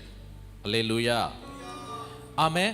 இதுல உதாரணம் அப்படின்னு சொல்லி எடுத்துக்கிட்டோம்னா, திருட்டு, பொய், அவன் சின்ன சின்ன பொய், உண்மை இல்லாத தன்மை, வேசித்தனம், எண்ணங்கள், இது எல்லாமே உள்ள வந்துடும். அல்லேலூயா. நீங்க பாருங்களேன், சில நேரம்லாம் அப்படிதான் இருக்கும். ஒருத்தன் பாருங்களேன், அவங்க வந்து ஒரு முதல்ல ஒரு வேலையில சேர்றப்ப ரொம்ப உண்மையா இருப்பாங்க. ஒரு வேலையில் போய் ஒரு இடத்துல சேர்றாங்க அப்படின்னா அந்த வேலைக்கு, அந்த இடத்துக்கு அவங்க பயங்கர உண்மையாக இருப்பாங்க. கொஞ்ச நாள் ஆக ஆக ஆக பார்த்தா ஆள் அப்படியே இருப்பாங்க. என்னையா ஒரு மாதிரிலாம் இப்போ இருக்கிறான் அப்படின்னா உள்ளுக்குள்ளே என்ன வந்துடும்னா, வேண்டாத சில குணங்கள் வந்திருக்கும். கொஞ்சம் அந்த காசு பெருகின உடனே, அல்லது தன்னுடைய நிலைமை பெருகின உடனே, அந்த இடத்துல தன்னுடைய அதிகாரம் பெருகின, அல்லது தன்னுடைய ஸ்தானம் பெருகின உடனே என்ன பண்ணினா சிலருக்குள்ள ஈஸியாக பொய் வந்துடும். என்ன வந்துடும்? ஆமாப்பா அப்படிதான் அப்படின்னு சொல்லிட்டு போயிடும்.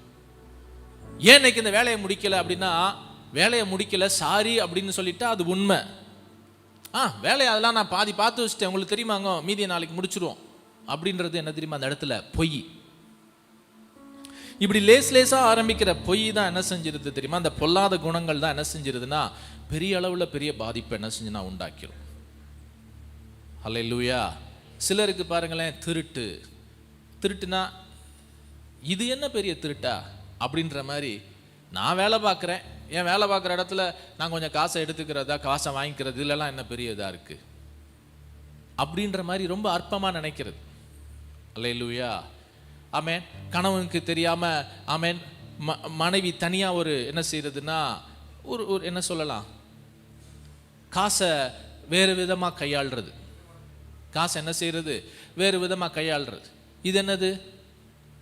அந்த அளவுக்கு பொறுப்பு கிடையாதுங்க, நான் என்னத்தையோ செய்கிறேன் அப்படின்றதுலாம் கிடையாது. அங்கே நான் எதையோ ஒன்று ஒழிக்கிறேன், எதையோ ஒன்று என்ன செய்கிறேன்னா மறைக்கிறேன். ஆமே, அவர்கிட்ட மட்டும் சொல்லிடாதக்கா, 1 வருஷம் கழிச்சு எப்படியாவது என்ன செஞ்சிடறேன், திருப்பி தந்துடுறேன். இது எதுக்கு? இது வந்து அவருக்கே தெரியாமல் இன்னொரு காரியத்துக்கு வேற ஒரு ஆளுக்கு கொடுக்குறேன். இது எல்லாமே என்ன செஞ்சிரு தெரியுமா? திருமண வாழ்க்கையில் கொஞ்சம் வருஷங்கள் ஆன உடனே ஒரு தைரியம், ஒரு அசட்டு, நம்பிக்கையெல்லாம் வந்தோன்னே இதுக்கு பேர் தான் சொல்கிறேன், இது பொய்னா இப்படி தான், பொய், திருட்டு, இந்த மாதிரி இது, அல்லது ஆமென், வேசித்தனம், இந்த மாதிரி காரியங்கள், உண்மையற்ற நிலைகள், இது அலட்சியம், இதெல்லாம் இதுக்குள்ளே வந்துடும். என்னவா இருக்கிறது? அலட்சியமாக இருக்கிறது, பெருமை அடைஞ்சிறது. ஒரு ஸ்தானம் வந்தோன்னா அந்த ஸ்தானத்தில் என்ன வந்துடும்? பெருமை வந்துடும். ஒன்றுமில்லாது இருந்த ஒருத்தனுக்கு ஒரு இடத்துல ஒரு நல்ல வேலை கிடைக்கிது. என்னப்பா இப்பெல்லாம் எப்படி இருக்கு? அதெல்லாம் நல்லா இருக்கும், எங்களுக்கு தெரியும். அப்படின்றது என்னதுன்னா பெருமை, இந்த மாதிரி காரியங்களை என்ன செஞ்சிடக்கூடாதுன்னா உள்ளுக்குள்ள வந்துருச்சுன்னா அது எதை பாதிக்கும் தெரியுமா? உண்மையை பாதிக்கும். எதை பாதிக்கும்? சரி, நம்பர் 2க்கு வந்துடுவோம். நம்பர் 2, இது இது இல்லாமல் உண்மையை பாதிக்கணும்னுச்சா கண்டிப்பாக இது அதிகமாய் உண்மையை பாதிக்கும். என்ன தெரியுமா? சோம்பல், லேசினஸ், சோம்பேறித்தனமாயிருது. சோம்பேறித்தனம் முதல்ல உள்ள பாயிண்டாவது நிறையா விசுவாசிகளுக்குள்ள இருக்காது. என்ன தெரியுமா? என்னங்க பாஸ் இப்படி, நான்லாம் உண்மையாக நான்லாம் பொய் சொல்கிற ஆள் கிடையாதுங்க, வீட்டிலலாம் பொய்யே சொல்ல மாட்டேன், ஆமே, வேலை பார்க்குற இடத்துலலாம் என்ன செய்ய மாட்டேன், திருட்டு இதெல்லாம் இருக்கவே இருக்காது, ரைட்டு, சந்தோஷம். ஆனால் அந்த 2வது பாயிண்ட் நிறையா பேருக்குள்ளே வந்துடுது. என்ன தெரியுமா? சோம்பேறித்தனம். கிடைத்த நன்மைகள் மற்றும் உயர்வுகளால் ஒரு மந்த நிலையை அடைஞ்சிறதுக்கு பேர் தான் சோம்பேறித்தனம். சோம்பேறித்தனத்தினுடைய விளைவுகளில் என்னென்ன மாதிரிலாம் வார்த்தை வரும் தெரியுமா? சோம்பேறித்தனம் இருக்கா இல்லையான்றதை செக் பண்ணிக்கலான்றா இந்த மாதிரி வார்த்தைகள்லாம் பயன்படுத்தினா அது சோம்பேறித்தனம். என்ன வார்த்தை? அப்புறம் பார்த்துக்கலாம், மெதுவாக செய்வோம், இப்போ என்ன, பார்த்துக்குறோம், நாளைக்கு பார்த்துக்குறோம், இப்போ ஒன்றும் அவசரம் இல்லையா, இந்த வேலை இன்னைக்கே செய்யணும் அவசரம்லாம் கிடையாதுல்ல. யார் இப்போ நம்மளை பார்க்க போகிறா? இது எல்லாமே இந்த ஒரு தாளந்து உள்ளவன்ட்ட இருந்துச்சு. இப்போ என்ன அவசரம், எஜமான் என்ன கேட்கவா போறாரு, இப்போ என்னத்துக்கு இதை உடனே செய்யணுமாங்க அந்த வேலையை, அப்புறமா பார்த்தா செஞ்சா என்ன செய்ய முடியாம போகுது, பாப்போம் யா மெதுவா, என்ன நேரம் வேலை பார்த்துக்கிட்டேவா இருக்க முடியும், மனுஷனுக்கு டயர்ட் ஆகாதா? யாரெல்லாம் நம்மளை பார்க்க போறா? ஏது நம்மளை என்ன இவங்கெல்லாம் பார்க்கவா போறாங்க? நான் தான் இப்போ அவ்வளோதான், போ, நான் வச்சேன்னா வச்சது, எடுத்தேன்னா எடுத்தது, யார் பார்க்க போறா? போப்பா. இதுக்கு பேர் தான் சோம்பேறித்தனம். இந்த சோம்பேறித்தனத்தினுடைய ஆரம்பங்கள் தான் இவைகள் எல்லாம். ஏன் தெரியுமா தேவன் சிலருக்கு உயர்வுகளை கொடுக்கறது இல்லை? இப்பயே நீ இந்த நன்மையிலே இவ்வளோ சோம்பேறி ஆயிட்ட, இதை விட நன்மையை கொடுத்தனா இதை விட இன்னும் சோம்பேறியா மாறிடுவ. ஆமென். எனக்கு தெரிஞ்சு சிலர்லாம் தங்களுடைய ஓட்டத்தை உண்மையாக ஆரம்பிச்சாங்க. ஆனால் இடையில பார்த்தா அவங்க ஓட்டமே என்ன செஞ்சிருச்சுன்னா அந்த ஸ்தானத்தில் இல்லாமல் நின்று போயிருச்சு. என்ன காரணம்னு பார்த்தா சோம்பேறித்தனம். ஆரம்பத்தில் சொன்ன நேரத்துக்கு சொன்ன காரியத்தை சொன்ன நேரத்தில் பார்த்த வேலைகள்லாம் அதுக்கடுத்து என்ன செஞ்சிருச்சுன்னா ஒரு வேலையை சொன்னால் இழுத்து போட்டு அடுத்த நாள் செய்கிறது, அடுத்தடுத்து செய்கிறது, தள்ளி போட்டு செய்கிறது, அப்புறம் பார்த்துக்கலாம், இதில் என்ன வந்துட போகுது அப்படின்றது. இது பெரிய டேஞ்சருங்க. உண்மையை பாதிக்கும். இது உண்மையை பாதிக்கும். சிலர் நினைப்பாங்க பாருங்களேன், என்னன்னா அவங்களுக்கெல்லாம் பாருங்களேன், நல்லா உயர்வில் இருக்கிறவங்க, சில ஹை பொசிஷனில் இருக்கிறவங்களுக்குலாம் அவங்களுக்கு நிறையா டைம் கிடைக்குது, நிறையா ஓய்வு நேரம் இருக்குது. அவங்களுக்கு இந்த வேலையை செஞ்சு கொடுக்குற ஆள் இருக்குது, இந்த வேலையை செஞ்சு கொடுக்குற ஆள் இருக்குது, அந்த வேலையை செஞ்சு கொடுக்குற ஆள் இருக்குது, அவங்களுக்கு சமைச்சு கொடுக்க ஆள் இருக்குது, துவைச்சு கொடுக்க ஆள் இருக்குது, அவங்களுக்கு எல்லா பணிவிடை செய்கிற ஆள் இருக்குது. அவங்க மட்டும் நல்லா இருக்கிறாங்க. நமக்கெல்லாம் என்னைக்கு அப்படி ஸ்தானம் வருமோ அப்படின்னு நினச்சிக்கிடுவாங்க. நான் சொல்கிறேன், உண்மையாக இருந்தால் அந்த ஸ்தானம் வரும், இல்லைன்னு சொல்ல. ஆனால் நான் சோம்பேறித்தனமாக இருக்கிறேன் பேர்னா அந்த ஸ்தானத்தை கர்த்தர் கொடுக்க மாட்டார். ஹல்லேலூயா, ஹல்லேலூயா, ஆமென். சிலர் இப்படி, நான் ஒரு நடைமுறை உதாரணமாக நான் சொல்கிறேன், நம்ம அப்பாவை ஆவிக்குரிய இதில் எடுத்து நான் சொல்கிறேன். சிலர் அப்படி நினைப்பாங்க, என்ன தெரியுமா, ஃபாதர் என்ன, அவர் பாருங்க, அவர் சாம ரூமில் இருப்பார், ஊழியத்துக்கு போனால் அவருக்கு வண்டி ஓட்டுறதுக்கு ஆள் இருக்குது, வந்தாருன்னா அவருக்கு எல்லா பணிவிடை செய்கிறதுக்கு எல்லாத்துக்குமே ஆள் இருக்குது. நம்மளையும் கர்த்தர் ஊழியத்தில் அப்படிலாம் உயர்த்தி வைக்கணும், சரிங்களா? உயர்த்தி வைப்பார் ஆண்டவர். ஃபாதருக்கு இவ்வளவு நேரத்தை ஃப்ரீயாக கொடுத்தா அவ்வளவு நேரத்துலையும் அவர் கர்த்தருடைய சமூகத்தில் இருப்பார்னு தெரிஞ்சனால தான் ஆண்டவர் அவ்வளவு நேரத்தை அவருக்கு ஃப்ரீ பண்ணி கொடுத்துருக்கிறார். இப்போ உங்களுக்கு அவ்வளோ நேரம் ஃப்ரீ பண்ணி கொடுத்தா செல்ஃபோனே கதின்னு படுத்துரும். ஆமாவா இல்லையா? ஆமா தானே?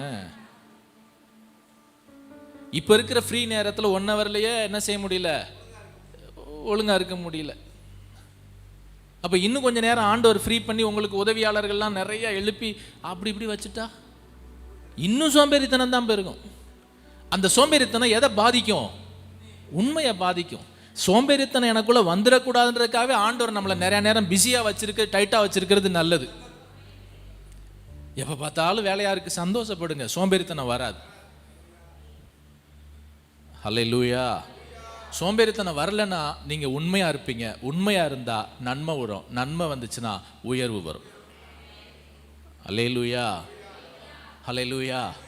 புரிஞ்சிருச்சா? சோம்பலும் பொல்லாதவனும் சோம்பலுமான ஆமென் மனுஷனேன்னு சொல்லி என்ன செஞ்சாருன்னா ஆண்டவர் சொல்லுகிறார். ஆமென், இந்த 2 காரியம் உள்ள வராதபடி பார்த்துக்கொள்வோம். ஆமென், இந்த ஒட்டுமொத்த செய்தியில நான் சொல்ல வர காரியம் என்ன அப்படின்னா, ஆமென், உண்மையிலிருந்து தான், என்னுடைய உண்மையிலிருந்தும் எனக்கு ஆண்டவர் நன்மையை தருகிறார். அவர் வல்லவராக இருக்கிறார். அந்த உண்மையை பாதிக்கக்கூடிய விஷயங்கள்லாம் பார்த்தோம். ஆனால் மெயினாக நீங்கள் புரிந்து கொள்ள வேண்டியது, உண்மையுள்ள மனுஷன் பரிபூர்ண ஆசீர்வாதங்களை பெறுவார். கொஞ்சத்தில் உண்மையாக இருந்தால் கர்த்தர் உங்களை அநேகத்திற்கு அதிகாரி ஆக்குவார். இப்பொழுது இருப்பதை பார்க்கிலும் நீங்கள் பல மடங்கு பெருகுவீர்கள், ஆசீர்வதிக்கப்படுவீர்கள். ஆனால் தொடர்ந்து உண்மையாருங்க. ஆமே, அவருடைய உண்மையின்படி தர்ற நன்மைக்கு நீங்கள் உண்மையாக இருக்கணும். ஆமே, அவர் தராத ஒரு நன்மைக்கெல்லாம் கேட்கல ஆண்டவர். ஆண்டவர் தந்த நன்மைகளுக்கு எப்படி இருந்தால் போதும்? உண்மையாக இருந்தால் போதும். ஹல்லேலூயா. எவற்றில் உண்மையாக இருக்க வேண்டும்? 3 காரியம் எவற்றில் உண்மையாக இருக்க வேண்டும். ஆமே, ஃபஸ்ட்டு ஒன்று என்ன தெரியுமா? அந்த வசனமே சொல்லுது, கொஞ்சத்தில் உண்மையாக இருந்தாய். அதனால் ஃபஸ்ட்டு நம்பர் 1 எதில் தெரியுமா உண்மையாக இருக்கணும்? கொஞ்சத்தில் தான் உண்மையாக இருக்கணும். கொஞ்சத்தில் உண்மைனா ஓவர் லிட்டில், சின்ன சின்ன விஷயங்களில், ரொம்ப சின்ன விஷயங்களில் உங்களுக்கு ஆண்டவர் நிறைய ஆசீர்வாதங்களை கொடுக்குறார், நல்ல உடைகளை கொடுக்குறார், நிறையா ட்ரெஸ்ஸெல்லாம் கிடைக்கிது அப்படின்னா அந்த ட்ரெஸ்ஸை நீங்கள் முறையாக நீங்கள் பராமரித்து வச்சுருக்கிறீங்களா? இல்லை வீட்டுக்கு வந்தால் அப்படி கிடக்கா? சில நேரம்லாம் சில விசுவாசிகள் வீட்டுக்குள்ளே போயிட்டா, அதாவது திடீர்னு போனால் கஷ்டம்தான், அதெல்லாம் நான் ஏற்றுக்கேன். எங்கள் வீட்டுக்கே திடீர்னு வந்தால் ஏதாவது என்ன செய்யும், கிடந்துக்கும். ஆனால் சில வீடுகளுக்கெல்லாம் நுழைஞ்சோம்னா பார்த்தா, ஏன் இவங்க வீட்டை இப்படி வச்சுருக்கிறாங்கன்னு இருக்கும். வீடு என்ன வீடு, அது வீடா இல்லை வேற எதுவும் கிடங்கா அப்படின்ற மாதிரி இருக்கு. அப்போ என்னன்னா, தனக்கு கொடுக்கப்பட்ட அந்த பொருட்களை ஒரு உண்மை, அதை சரியா நேர்த்தியா வைக்கணுன்றதுல என்ன இல்லை, உண்மையில். நான் உண்மையை இங்கிருந்து தான் துவங்க சொல்றேன். அல்லேலூயா, அல்லேலூயா, அல்லேலூயா. இந்த மாதிரி கொஞ்சத்தில் சின்ன சின்ன விஷயங்களை நீங்கள் உண்மையாக இருந்தால் ஆண்டவர் உங்களை பெரிய காரியத்தில் கொண்டு வந்து ஆசீர்வதிப்பார். ஹல்லேலூயா. உங்களுக்கு நேரிட்டு இருக்கிற காரியங்களில். ஆமென். தாவீது எதில் தான் உண்மையாக இருந்தார் அப்படின்னு உதாரணமாக பார்த்தோன்னா, தனக்கு கொடுக்கப்பட்ட கொஞ்சம் ஆடுகளை அவர் உண்மையாய் பராமரித்தார். தாவீதுக்கு எவ்வளோ ஆடு தான் கொடுத்தாங்க அவங்க அப்பா? ஒரு 1000 ஆடு வச்சுக்கோப்பா அப்படிலாம் கொடுக்கல. அவர் எவ்வளோ ஆடு தான் கொடுத்தாராம்? அந்த வசனத்தை கவனிச்சிருவோம். 17:10 1 சாமுவேல் 17வது அதிகாரம் 20வது வசனம். 1 சாமுவேல் 17வது அதிகாரம் 20வது வசனம். அதில் அவங்க அப்பா திடீர்னு வீட்டுக்கு வான்னு கூப்பிட்டு விடுறாரு. கூப்பிட்டு விட்டோன்னா உடனே என்ன செய்யறாராம்? வாசிங்க. தாவீது இஸ்ரவேல் இல்ல 1 சாமுவேல் 17:20 அதிகாலையில் எழுந்து ஆடுகளை காவலாளி வசமாய் விட்டு. இவர் பாருங்க, எப்ப எழுந்திருக்கிறாரு? ஆடு மேய்க்கிறவன் அதிகாலையில் எழுந்துச்சா என்ன, சாயந்தரம் எழுந்துச்சா என்ன, அப்படிலாம் இல்லை. அவருக்கு அந்த முறையா ஒரு பழக்கம் வச்சிருந்தார். அவர் எப்ப எழும்புவாராம்? அதிகாலையில் எழுந்து ஆடுகளை காவலாளி வசமாய் விட்டு, ஆடுகளை அப்படியே கட்டி போட்டுட்டு வந்துட்டார் அப்படிலாம் சொல்ல. ஆடு எல்லாத்தையும் எடுத்துட்டு போய் அதுக்குன்னு ஒரு காவலாளியை நியமிச்சு, அந்த காவலாளி கையில ஆடுகள் எல்லாம் நியமித்து விட்டு அதுக்கப்புறம் என்ன பண்ணானா, அப்புறம் வந்தார். கற்பித்தபடியே ரைட், போதும். அவங்க அப்பா சொன்ன இடத்துக்கு என்ன செஞ்சிட்டாருன்னா வந்துட்டார். இந்த சின்ன விஷயத்தை மட்டும் சொல்றேன். அப்ப ஆடு கொஞ்சம் ஆடு தான், ஆனா அந்த கொஞ்சம் ஆடுக்கு அவர் எவ்வளவு எப்படி இருந்தார்னா உண்மையாக இருந்தார். அல்லேலூயா. கொஞ்சம் ஆடுகளுக்கு அவர் எப்படி இருக்கிறாரு? உண்மையா இருந்தார். அதுக்காக பிரயாசப்பட்டு ஒரு காவலாளியை பார்த்து அவன்கிட்ட போய் பொறுப்பை கொடுத்து, நான் வர்ற வரைக்கும் இந்த ஆட்டெல்லாம் பத்திரமா பார்த்துக்கோங்க அப்படின்னு சொல்லி எல்லாத்தையும், இந்த ஆடுக்கு இது கொடுக்கணும், இந்த ஆடுக்கு இதை கொடுக்கணும், இந்த ஆட்டுக்கு இது பேரு அப்படின்னு எல்லாம் சொல்லி விட்டுட்டு வர்றார். ஆமே. இப்ப பாருங்களேன், இதுதான் நம்மளுடைய உண்மையினுடைய ஆமென் தன்மையாக இருக்க வேண்டும். ஹல்லேலூயா. சில நேரம் என்ன நடக்கும் தெரியுமா? நீங்க இந்த மாதிரி கொஞ்சத்துல உண்மையா இருக்கிறப்ப பிறர் வந்து அதை புரிஞ்சுக்கிறாம கேலி கூட பண்ணுவாங்க. ஆமா, இவர் பெரிய இவராங்க, இதெல்லாம் யார் பெருசா பார்க்க போறா, சின்ன இந்த விஷயத்துக்கு இவ்வளோ உண்மையா இருக்கணுமா, போப்பா அப்படின்னு சொல்லி நம்முடைய உண்மையை சிலர் கேலி கூட பண்ணலாம். ஆனா எந்த அளவு அவங்க கேலி பண்ணாலும் சரி பண்ணாட்டினாலும் சரி, என் உண்மை இருக்க தான் செய்யும். ஆமென். என்னுடைய உண்மை சில நேரம் விமர்சனமா பேசப்படும். என்னுடைய உண்மை என்ன செய்யப்படும்? விமர்சனமா பேசப்படும். அல்லது எந்த காரியத்துல நான் உண்மையா இருக்கிறேனோ அதே காரியத்துல என் உண்மையை புரிஞ்சுக்கிறாம என்னை குற்றப்படுத்துவாங்க. எந்த காரியத்துல, இது நல்லா புரிஞ்சுக்கோங்க, எந்த காரியத்துல நான் உண்மையா இருந்துகிட்டு இருக்கேனோ அந்த காரியத்தை கர்த்தருக்கு தெரியும். ஆனா பிற மனுஷங்க அதை புரிஞ்சுக்கிறாம, இதுல கூடவே உண்மையா இருக்க மாட்டான் அப்படின்னு என்னை குற்றப்படுத்துவாங்க. ஆனா நான் அதுல கூட உண்மையா தான் இருப்பேன். இது எப்படி சொல்ல வரோம், ப்ரூஃப் பண்ணலாம் அப்படின்னா, இவன் யுத்த களத்துக்கு போகிறான். ஆடுகளை இவன் என்ன பண்ணிட்டான், காவலாளி வசமாக விட்டுட்டு எங்கே போகிறார், நேரா யுத்த களத்துக்கு அண்ணனுக்கு சாப்பாடு கொண்டு போகிறார். சாப்பாடு கொண்டு போன இடத்துல அவங்க மூத்த அண்ணன் என்ன மாதிரி பேசுகிறாரு பாருங்களேன். 28வது வசனம் 17, 28 எப்படி பேசுகிறார் அவங்க அண்ணன். அந்த மனுஷரோட அவன் பேசிக் கொண்டிருக்கிறதை அவன் மூத்த சகோதரனாகிய எலியாப் கேட்டபோது அவன் தாவீதின் மேல் கோபம் கொண்டு, அவங்க அண்ணனுக்கு பெரிய கோபம், ரோஷம் வந்துருச்சு. கோபம் வந்தா அவன் யாரு கூட போய் சண்டை போடணும், கோலியாத்து கூட போய் சண்டை போடணும். அவங்க அண்ணனுக்கு ரோஷமும் கோபம் வந்தா யாருக்கு மேல வரணும், கோலியாத்து மேல வரணும். இவனுக்கு சாப்பாடு கொண்டு வந்தவன் மேல அவனுக்கு கோபம் வருது, மூக்கு மேல கோபம் வந்துட்டு என்ன சொல்றாராம், நீ இங்கே வந்தது என்ன, எதுக்கு இங்க வந்த, வனாந்திரத்தில் உள்ள அந்த கொஞ்ச ஆடுகளை நீ, அந்த கொஞ்ச ஆடு எவ்வளவு ஆடாது, கொஞ்ச ஆடுகளை யார் வசத்தில் விட்டாய், யுத்தத்தை பார்க்க அல்லவா வந்தாய், உன் துணிகரத்தையும் உன் இருதயத்தின் அகங்காரத்தையும் நான் அறிவேன் என்றார். பாருங்களேன், எந்த காரியத்துல இவன் உண்மையா இருந்துட்டு வந்திருக்கிறானோ அதே காரியத்தை அவங்க என்ன பண்றான் தெரியுமா, விமர்சனம் பண்றான். நீ இதுல ஒழுங்காலடா அப்படின்றான், குற்றப்படுத்துறான். இப்போ யாரோ ஒருத்தர் என்னை குற்றப்படுத்துறாங்கன்றதுக்காக என் உண்மைத்தன்மையெல்லாம் மாற்றக்கூடாது எப்பயும். ஹல்லேலூயா, ஹல்லேலூயா. மாற்றிக்கொள்ளவே கூடாது. இவன் இதுல தான் உண்மையா ஒப்பு கொடுத்து சரியா காவலாளிகிட்ட கொடுத்துட்டு வந்து நிக்கிறான். யார்கிட்ட கொடுத்துட்டு வந்த, ஆட்டை கூட ஒழுங்கா பாத்துக்கிற மாட்டேன், நீ எல்லாம் ஒரு ஆளாடா அப்படின்னு பேசுறான். ஆண்டவரே, இவனப்பா இப்பதான் ஆடுக்கு உண்மையா இருந்துட்டு வந்திருக்கேன், வேணா உண்மை இல்லைன்னு பேசுறானே அப்படின்னு வருத்தப்பட வேண்டாம். அங்கே தேவன் உங்களுக்கு ஒரு உயர்வை கொடுப்பார். எவ்வளவு உயர்வை கொடுத்தார் தெரியுமா, ஆட்டுக்குட்டிக்கு உண்மையா இருந்தவனை கர்த்தர் அங்க என்ன பண்ணிக்கிட்டார் தெரியுமா, ஆமென், அந்த கோலியாத்தை ஜெயிக்கிற பெரிய நன்மையை கொடுத்து தலையை உயர்த்தி வச்சார். ஆமென். இதான் கொஞ்சத்துல உண்மையா இருந்தா அநேகத்தின் மேல் அதிகாரி. ஆமென். சவுல் கொன்றது 1000, தாவீது கொன்றது எவ்வளவுன்னு பாடிட்டாங்க, 10,000ன்னு சொல்லி எல்லாம் புகழ்ந்து பாடுற அளவுக்கு கர்த்தர் ஆசீர்வதிச்சிட்டார். அல்லேலூயா, அல்லேலூயா, அல்லேலூயா, அல்லேலூயா. உங்களுக்கு கொடுக்கப்படுகிற சின்ன சின்ன விஷயங்கள், சின்ன சின்ன பொறுப்புகள், அதுல நீங்க எப்படி நடந்துக்கிறீங்க, ஆமே, டைம் எப்படி கீப் பண்றீங்க, இதெல்லாம் முக்கியம். அல்லேலூயா, ஆமே. ஒரு ஆபீஸ்ல நீங்க எப்படி வேலைக்கு போறீங்க, ஒரு சர்ச்சுக்கு பிரேயருக்கு எத்தனை மணிக்கு வர்றீங்க, ஆமே, உங்க வீட்டில் பிள்ளைகளை எப்படி நேரத்துக்கு எதை செய்ய வைக்கிறீங்க, இதெல்லாம் சின்ன சின்ன உண்மைகள். ஆனா இந்த கொஞ்சம் உண்மை என்ன பெருசா பெரிய போகுதுன்னு நினைக்காதீங்க. இந்த கொஞ்சம் உண்மைதான் என் வாழ்க்கையில மிகப்பெரிய பெரிய பெரிய ஆசீர்வாதங்களை கொண்டு வர போகிறது. கொஞ்சத்தில் உண்மையாயிருந்தாய், உன்னை அநேகத்திற்கு அதிகாரியாய் வைப்பேன். ஆமென். அல்லேலூயா, அல்லேலூயா, ஆமென், ஆமென், அல்லேலூயா. எங்க யூதாவை குறித்து நாங்க சொல்லுற ஒரு பெரிய சாட்சி இருக்கு தங்கச்சி மடத்துல. என்ன தெரியுமா, கடிகாரம் கூட தப்ப ஆரம்பிக்கும், ஆனா அவர் ஆராதனைய சரியான அந்த நிமிஷத்தை தாண்டி தப்ப ஆரம்பிக்கவே மாட்டாப்புல. 8 மணிக்கு சர்வீஸு துவங்கணும் அப்படின்னு சொல்லி அவர் தான் எப்பயுமே, யூதா தான் துவங்குவாப்புல. அப்படின்னா கரெக்டாக அது 8 மணி. அந்த 8 மணிக்கு முன்னாடி ஒரு 5 நிமிஷம் அலாரம் வச்சு, அந்த அலாரத்தையும் வச்சு வந்து நின்றுட்டு ப்ரைஸ் பண்ணிக்கிட்டு ஸ்தோத்திரம் பண்ணிட்டு அந்த அலாரம் டக்குன்னு அடிச்சோன்னா ஜீசஸ்ன்னு ஆரம்பிப்பாப்புல.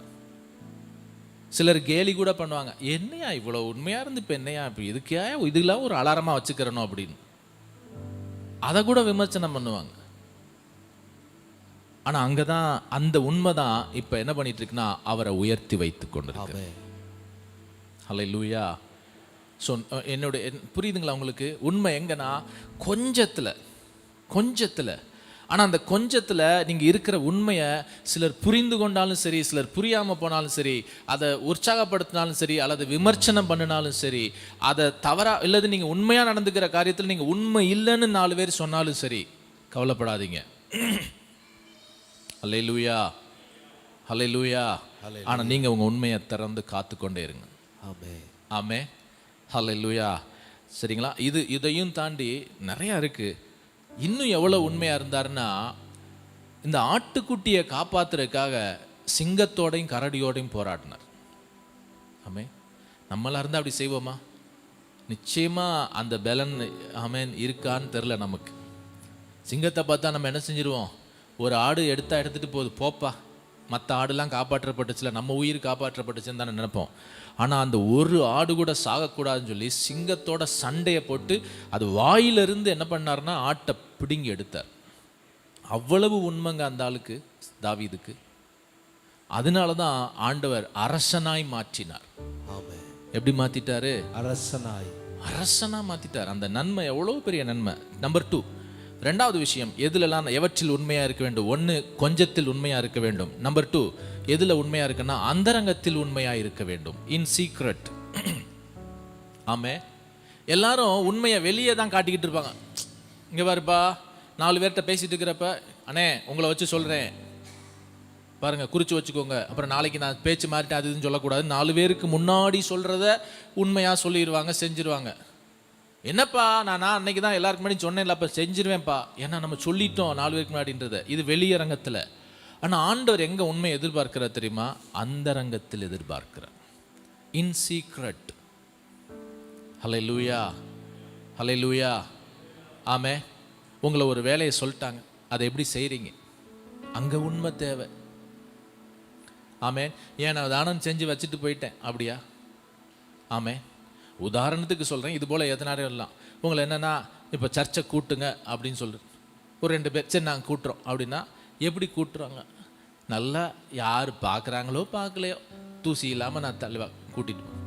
யாரும் பார்க்கலன்னா 2 பேப்பரை மட்டும் எடுத்து போட்டு நான் கூட்டி முடிச்சிட்டேன் அப்படின்னு சொல்கிற வீட்டுகள் அது மாதிரிலாம் நிறையா நடக்குது. ஆமாவா இல்லையா? அப்போ பாருங்களேன், எங்கன்னா அந்தரங்கத்தில் உண்மை இருக்கணும்னு ஆண்டவர் விரும்புகிறார். யாரும் பார்க்காத இடத்துல தான் நான் உண்மையாக இருக்கணுன்றது ஆண்டவர் அதிகமாக விரும்புகிறார். எல்லாரும் பார்க்குற இடத்துல எல்லாரும் ஒரு மாதிரி உண்மையாக இருக்கிற மாதிரி இருந்துருவாங்க. நான் யாருமே பார்க்கலையா, அங்கே நீ என்ன பண்ணுற? உங்கள் ஆஃபீஸில் உங்கள் பக்கத்தில் யாருமே இல்லை, நீங்கள் என்ன பண்ணிகிட்டு இருக்கிறீங்க? நீங்கள் எதை பார்த்துட்டு இருக்கிறீங்க? எதை செஞ்சிட்டு இருக்கிறீங்க? அல்லேலூயா. ஆமே, நீங்கள் வேலை பார்க்குற இடத்துல உங்கள் வீட்டில் யாருமே இல்லை, யாரும் பார்க்கல, யாருமே இல்லைன்னா என் ஃபோனில் என்ன ஓடுது? எல்லாரும் இருந்தால் என் ஃபோனில் என்ன ஓடுது? இதே ஒரு உதாரணம் எடுத்துக்கலாம். யாருமே இல்லைன்னா என் ஃபோனில் என்னென்னலாம் ஓடிக்கிட்டு இருக்கு, எல்லாரும் இருக்கிறாங்கன்னா அந்த இடத்துல என் ஃபோனில் என்ன ஓடிக்கிட்டு இருக்கு? அது ரெண்டுக்கும் வித்தியாசம் இருக்குது, மாறுபாடு இருக்குன்னா நானே எங்கே என்னென்ன செய்ய தெரியுமா? அந்தரங்கத்தில் உண்மையாக இல்லைன்னு அர்த்தம். ஆண்டவர் எங்கே உண்மையை எதிர்பார்க்கிறார்? அந்தரங்கத்தில். சொல்லுங்க, அந்தரங்கத்தில். ஆமே, யோசேப்பு உதாரணத்தை நீங்கள் அப்படிங்க அப்ளை பண்ணிக்கோங்க. யோசேப்பு உதாரணத்தை, யோசேப்பு அந்த வீட்டில் வந்து வேலை பார்த்துட்டு இருக்கிறான். அப்போ போத்திபாருடைய மனைவி என்ன பண்ணுறான்னா, அவள் சொல்கிற அந்த வீட்டில் இப்போ யாருமே இல்லை, சீக்ரெட்டாக இருக்குது, யாருமே இல்லை, உன்னை இணைந்தவர் யாரும் இல்லை, அதனால் நம்ம தவறு செய்யலாம் அப்படின்னு என்ன செய்கிறான்னா அவள் வற்புறுத்துறா. ஆனால் யோசேப்பு சொன்ன வார்த்தை மிக அழகான வார்த்தை. இங்கே என்ன சொல்லன்னா, இத்தனை பெரிய பொல்லாங்குக்கு உடன்பட்டு தேவனுக்கு விரோதமாய் பாவம் செய்வது எப்படின்னு கேட்டார். ஆமே, தேவனுக்கு விரோதமா சீக்கிரட்டா இருக்கு, யாரும் இல்லை நினைக்கல. இல்லை, இங்கே தேவன் பார்த்துக்கிட்டு இருக்கிறார், தேவன் இருக்கிறார். அதனால நான் இப்படி இதை சம்மதிப்பேன்னு சொல்லி அந்த இடத்துல இருக்க கூட அவன் சம்மதிக்காம ஓடி போயிட்டான். இதனால நிறையா துன்பங்கள் வரும், கஷ்டங்கள் வரும் தெரிந்தும் கூட அந்த துன்பத்தை ஏற்றுக்கொண்டாலும் பரவாயில்ல, இந்த காரியத்தில் உண்மையாக தான் இருப்பேன்னு சொல்லி அவன் என்ன செஞ்சிட்டான்னா உண்மை நோக்கி ஓடி வந்துட்டான். அப்போ எங்கே உண்மை இருக்கணும்? நம்பர் 1 எதில் உண்மைன்னு பார்த்துட்டோம், கொஞ்சத்தில் உண்மை. நம்பர் 2 எதில் உண்மை இருக்கணும்? அந்தரங்கத்தில் உண்மை. ஹல்லேலூயா. அதாவது சீக்ரெட்டில், யாரும் பார்க்காத இடத்துல எப்படி நான் உண்மையாக இருக்கிறேன். ஹல்லேலூயா.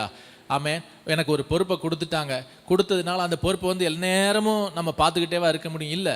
ஆனால் யாருமே பார்க்கலனால அந்த பொறுப்பை நான் எப்படி செஞ்சுக்கிட்டு இருக்கிறேன், அதான் உண்மை. ஹல்லேலூயா, ஹல்லேலூயா. நிறையா உதாரணம் சொல்லிக்கிட்டே போகலாம், ஆனால் டைம் இல்லை. 3வது ஒன்றை சொல்லி முடிக்கிறேன். நம்பர் 3 எதில் உண்மை இருக்கணும் தெரியுமா? வார்த்தையில் உண்மை. ஸோ கொஞ்சத்தில் உண்மை, அந்தரங்கத்தில் உண்மை, வார்த்தையில் உண்மை. மற்ற 2 நான் வீட்டில் தியானிச்சு வந்தேன். இந்த வார்த்தைன்றது இங்கே நான் வந்து உட்காந்தோன்னா தான் கடன்னு அது ஆவியானவர் உணர்த்துறார். அப்போ எதில் உண்மையாக இருக்கணும்? அடுத்து வார்த்தைகளில் உண்மையாக இருக்கணும். ஏன்னா இன்னைக்கு நிறைய நேரம் எதில் தெரியுமா உண்மை இல்லாமல் இருக்குது? வார்த்தையில் உண்மை இல்லை. ஒரு நேரம் ஒன்றை சொல்லிட்டு அடுத்த நேரம் அதை மாற்றி பேசுறது, ஒரு நேரம் தனக்கு சாதகமாக இருந்தால் ஆமான்னு சொல்லிட்டு அடுத்த நேரம் அப்படியா நான் சொன்னேன் அப்படின்னு இல்லைன்னு சொல்கிறது, சொல்லிட்டு காரியங்களை மாற்றுறது. ஈஸியாக என்ன செய்யறதுன்னா, நான் மறந்துட்டேன், அன்னைக்கு அப்படி ஏதோ சூழ்நிலையில் சொல்லிட்டேன் போல, விடுங்க நம்ம சொன்னா மட்டும் இப்படி சொல்லிக்கிடுவோம். இதே இது நமக்கு யாராவது வந்து இப்படி சொன்னாங்கன்னு வச்சுக்கோங்களேன், அவங்கள மட்டும் குற்றவாளிக்குள்ள நிறுத்திடுவோம். ஏதோ சூழ்நிலையில சொல்லிட்டேன் விடுங்க, ஏதோ அன்னைக்கு மறதின்ட்டேன் போங்க, சொல்லியிருந்தேனா மறந்துச்சு அப்படின்னு சொன்னா அவங்கள மட்டும் என்ன பண்றதுன்னா மிகப்பெரிய உலகின் குற்றவாளியாக நிறுத்திடுறது. ஆனால் இதே இதை நம்ம நிறைய நேரம் சொல்லுவோம். அப்படியா சொல்லினான்னு எனக்கு தெரியல, சொல்லியிருப்பேன் விடுங்க போங்க, இதெல்லாமா பெருசாக எடுத்துக்கிறது, மறந்துருச்சு ஆமா அப்படின்னு சொல்றது. வார்த்தைகளிலே உண்மை. ஏன்னா என் ஆண்டவர், என் பிதா வார்த்தைகளிலே அவர் உண்மையுள்ளவர். ஆமே, அவர் ஒரு தரம் சொல்லி மறுவிசை என்ன செய்கிறவர் அல்லாதாய் திருத்துகிறவர் அல்ல. அதனால தான் சொல்றப்பய அது உங்களால் முடியும்னா அதை சொல்லுங்க. வாய்க்கு வந்ததை வழங்கி விடாதீங்க. நேரத்துக்கு ஏற்ற மாதிரி எதையாவது அந்த சூழ்நிலைக்கு ஏற்ற மாதிரி படபடன்னு எத்தையாவது சொல்லிடாதீங்க. ஹல்லேலூயா. நிதானிச்சு பேசுங்க. உங்களால் முடியும் அப்படின்னா அதை சொல்லுங்க. உங்கள் பிள்ளைகள்கிட்டே நீங்கள் ஒரு சில காரியங்களை சொல்கிறப்ப, மற்றவங்கள்ட்ட நீங்கள் பேசுகிறப்ப, ஆமென், ஆண்டவரே என் வாயில் உண்மை இருக்கட்டும், ஆண்டவரே என் வார்த்தையில் என்ன இருக்கட்டும், உண்மை இருக்கட்டும் ஆண்டவரேன்னு கேளுங்க. நீதிமொழிகள் 10:19-21 அந்த 3 வசனங்களும் மிக அழகான வசனம். நீதிமொழிகள் 10:19-21 சொற்களின் மிகுதியில் பாவம் இல்லாமல் போகாது, தன் உதடுகளை அடக்குகிறவன் புத்திமான். அடுத்த வசனம், நீதிமானுடைய நாவு சுத்த வெள்ளி, துன்மார்க்கனுடைய மனம் அற்ப விலையும் பெறாது. அடுத்து, நீதிமானுடைய உதடுகள் அநேகரை போஷிக்கும். ஸோ உண்மையுள்ளவர்களா எழும்புவோம். தேவன் நம்மை ஆசீர்வதித்து உயர்த்த நன்மையுள்ளவராக இருக்கிறார். எழுந்து நின்று தகப்பனுடைய சமூகத்தில் அப்படி நன்றி செலுத்தி ஸ்தோத்தரிப்போமா. நன்றி ஆண்டவரே, உமக்கு ஸ்தோத்திரம் அப்பா, நன்றி அப்பா, நன்றி இயேசு ராஜா, நன்றி இயேசு ராஜா, நன்றி இயேசு ராஜா, நன்றி இயேசு ராஜா. இன்னொரு விஷயம், நன்றி நன்றி இயேசு ராஜா, ஆமென், இயேசு ராஜா. உண்மை உள்ளவன் என்று கருதி ஊழியம் தந்தீரையா, என்னை உண்மை உள்ளவன் என்று கருதி ஊழியம் தந்தீரையா. நன்றி நன்றி ராஜா, நன்றி அப்பா, நன்றி இயேசு ராஜா, நன்றி நன்றி ராஜா, நன்றி இயேசு ராஜா. ஜீசஸ். தகப்பனே ஒப்பு கொடுங்களேன். ஆண்டவரே உமக்கு நாங்கள் நன்றி செலுத்துகிறோம்ப்பா. உண்மை உள்ள மனிதன் பரிபூர்ண ஆசீர்வாதங்களை பெறுவான். இதுதான் ஆண்டவர் சொல்ல விரும்புகிற செய்தி. ஆண்டவரே நாங்கள் ஆசீர்வதிக்கிறோம் ஐயா, ஒவ்வொரு பிள்ளைகளையும் ஆசீர்வதிக்கிறோம் ஐயா. உண்மையுள்ளவர்கள் ஆண்டவரே நன்மைகளை பெறுவார்கள் ஆண்டவரே, பரிபூர்ண ஆசீர்வாதம் அடைவார்கள் ஆண்டவரே. இங்க இருக்கிற ஒவ்வொருவரையா நாங்கள் ஆசீர்வதித்து ஜெபிக்கிறோம்ப்பா. எல்லா விசுவாசிகளை, தேவ பிள்ளைகளை, எங்கள் ஊழியர்களை எல்லாரையும் நாங்கள் ஆசீர்வதித்து ஜெபிக்கிறோம்ப்பா. உண்மையுள்ள உமது பிள்ளைகள் ஆண்டவரால் ஆசீர்வதிக்கப்படுவார்களாக. ஆண்டவரே உண்மையுள்ள உமது பிள்ளைகள் ஆண்டவரே பரிபூர்ண ஆசீர்வாதங்களை பெறுவார்களாக. ஆண்டவரே உமக்கு நன்றி செலுத்துகிறோம். கொஞ்சத்தில் உண்மையா இருக்கிறாய், உன்னை அநேகத்தின் மேல் அதிகாரியாய் வைப்பேன்னு சொன்னது போல, கொஞ்சத்துல அந்தரங்கத்துல உண்மையா இருக்கிற உமது பிள்ளைகளுக்கு ஒரு பெரிய பலன் வருவதாக, ஒரு உயர்வு வருவதாக, மகிழ்ச்சி உண்டாக்குகிற நன்மைகள் பெருகுவதாக என்று சொல்லி நாங்கள் ஆசீர்வதிக்கிறோம்ப்பா. ஆண்டவரே அப்பா, கொஞ்சத்துல உண்மையா இருக்கிற நமது பிள்ளைகளை அநேகத்தின் மேல் அதிகாரிகளாய் வைப்பீராக. ப்ரமோஷன் உண்டாவதாக, டபுள் போர்ஷன் உண்டாவதாக. 5 உண்மையா இருந்த 10 தந்தது போல ஆண்டவரே, ஒரு டபுள் போர்ஷன் ஆண்டவரே. இரட்டிப்பான நன்மைகள், இரட்டிப்பான உயர்வுகள், இரட்டிப்பான மேன்மைகள் உண்டாவதாக நாங்கள் ஆசீர்வதிக்கிறோம்ப்பா. ஆண்டவரே எங்க வார்த்தையில உண்மை இருக்கட்டும், எங்க அந்தரங்கத்துல உண்மை இருக்கட்டும் ஆண்டவரே. எங்களுடைய அப்பா கொஞ்சத்துல நாங்க உண்மையா இருக்கட்டும் ஆண்டவரே. இவைகள் எல்லாம் பெருக நீர் உதவி செய்வீராக. ஒரு நாளும் பொல்லாப்பும் சோம்பலும் எங்களுக்குள்ள வந்து எங்க உண்மையை கெடுக்காதபடிக்கு நீங்க எங்களை வேலி அடைத்துக் கொள்ளுவீராக, எங்களை பாதுகாத்துக் கொள்ளுவீராக. நான் ஆசீர்வதிக்கிறேன். உமது பிள்ளைகள் ஒவ்வொருவரும் நன்மையை அனுபவிப்பார்களாக. ஆசீர்வதிக்கிறோம்ப்பா. இயேசு கிறிஸ்துவின் மூலம் ஜெபித்து ஜெயம் எடுக்கிறோம் எங்கள் நல்ல பிதாவே, ஆமென். என் ஆத்துமாவே கர்த்தரை ஸ்தோத்திரி, என் முழு உள்ளமே அவருடைய பரிசுத்த நாமத்தை ஸ்தோத்திரி. என் ஆத்துமாவே கர்த்தரை ஸ்தோத்திரி, கர்த்தர் செய்த சகல உபகாரங்களையும் மறவாதே. ஆமென். நம்முடைய கர்த்தராகிய இயேசு கிறிஸ்துடைய கிருபையும் பிதாவுடைய அன்பும் பரிசுத்தாவியுடைய தயவும் நம் அனைவரோடும் இருப்பதாக. ஆமென். Bless you. God bless you.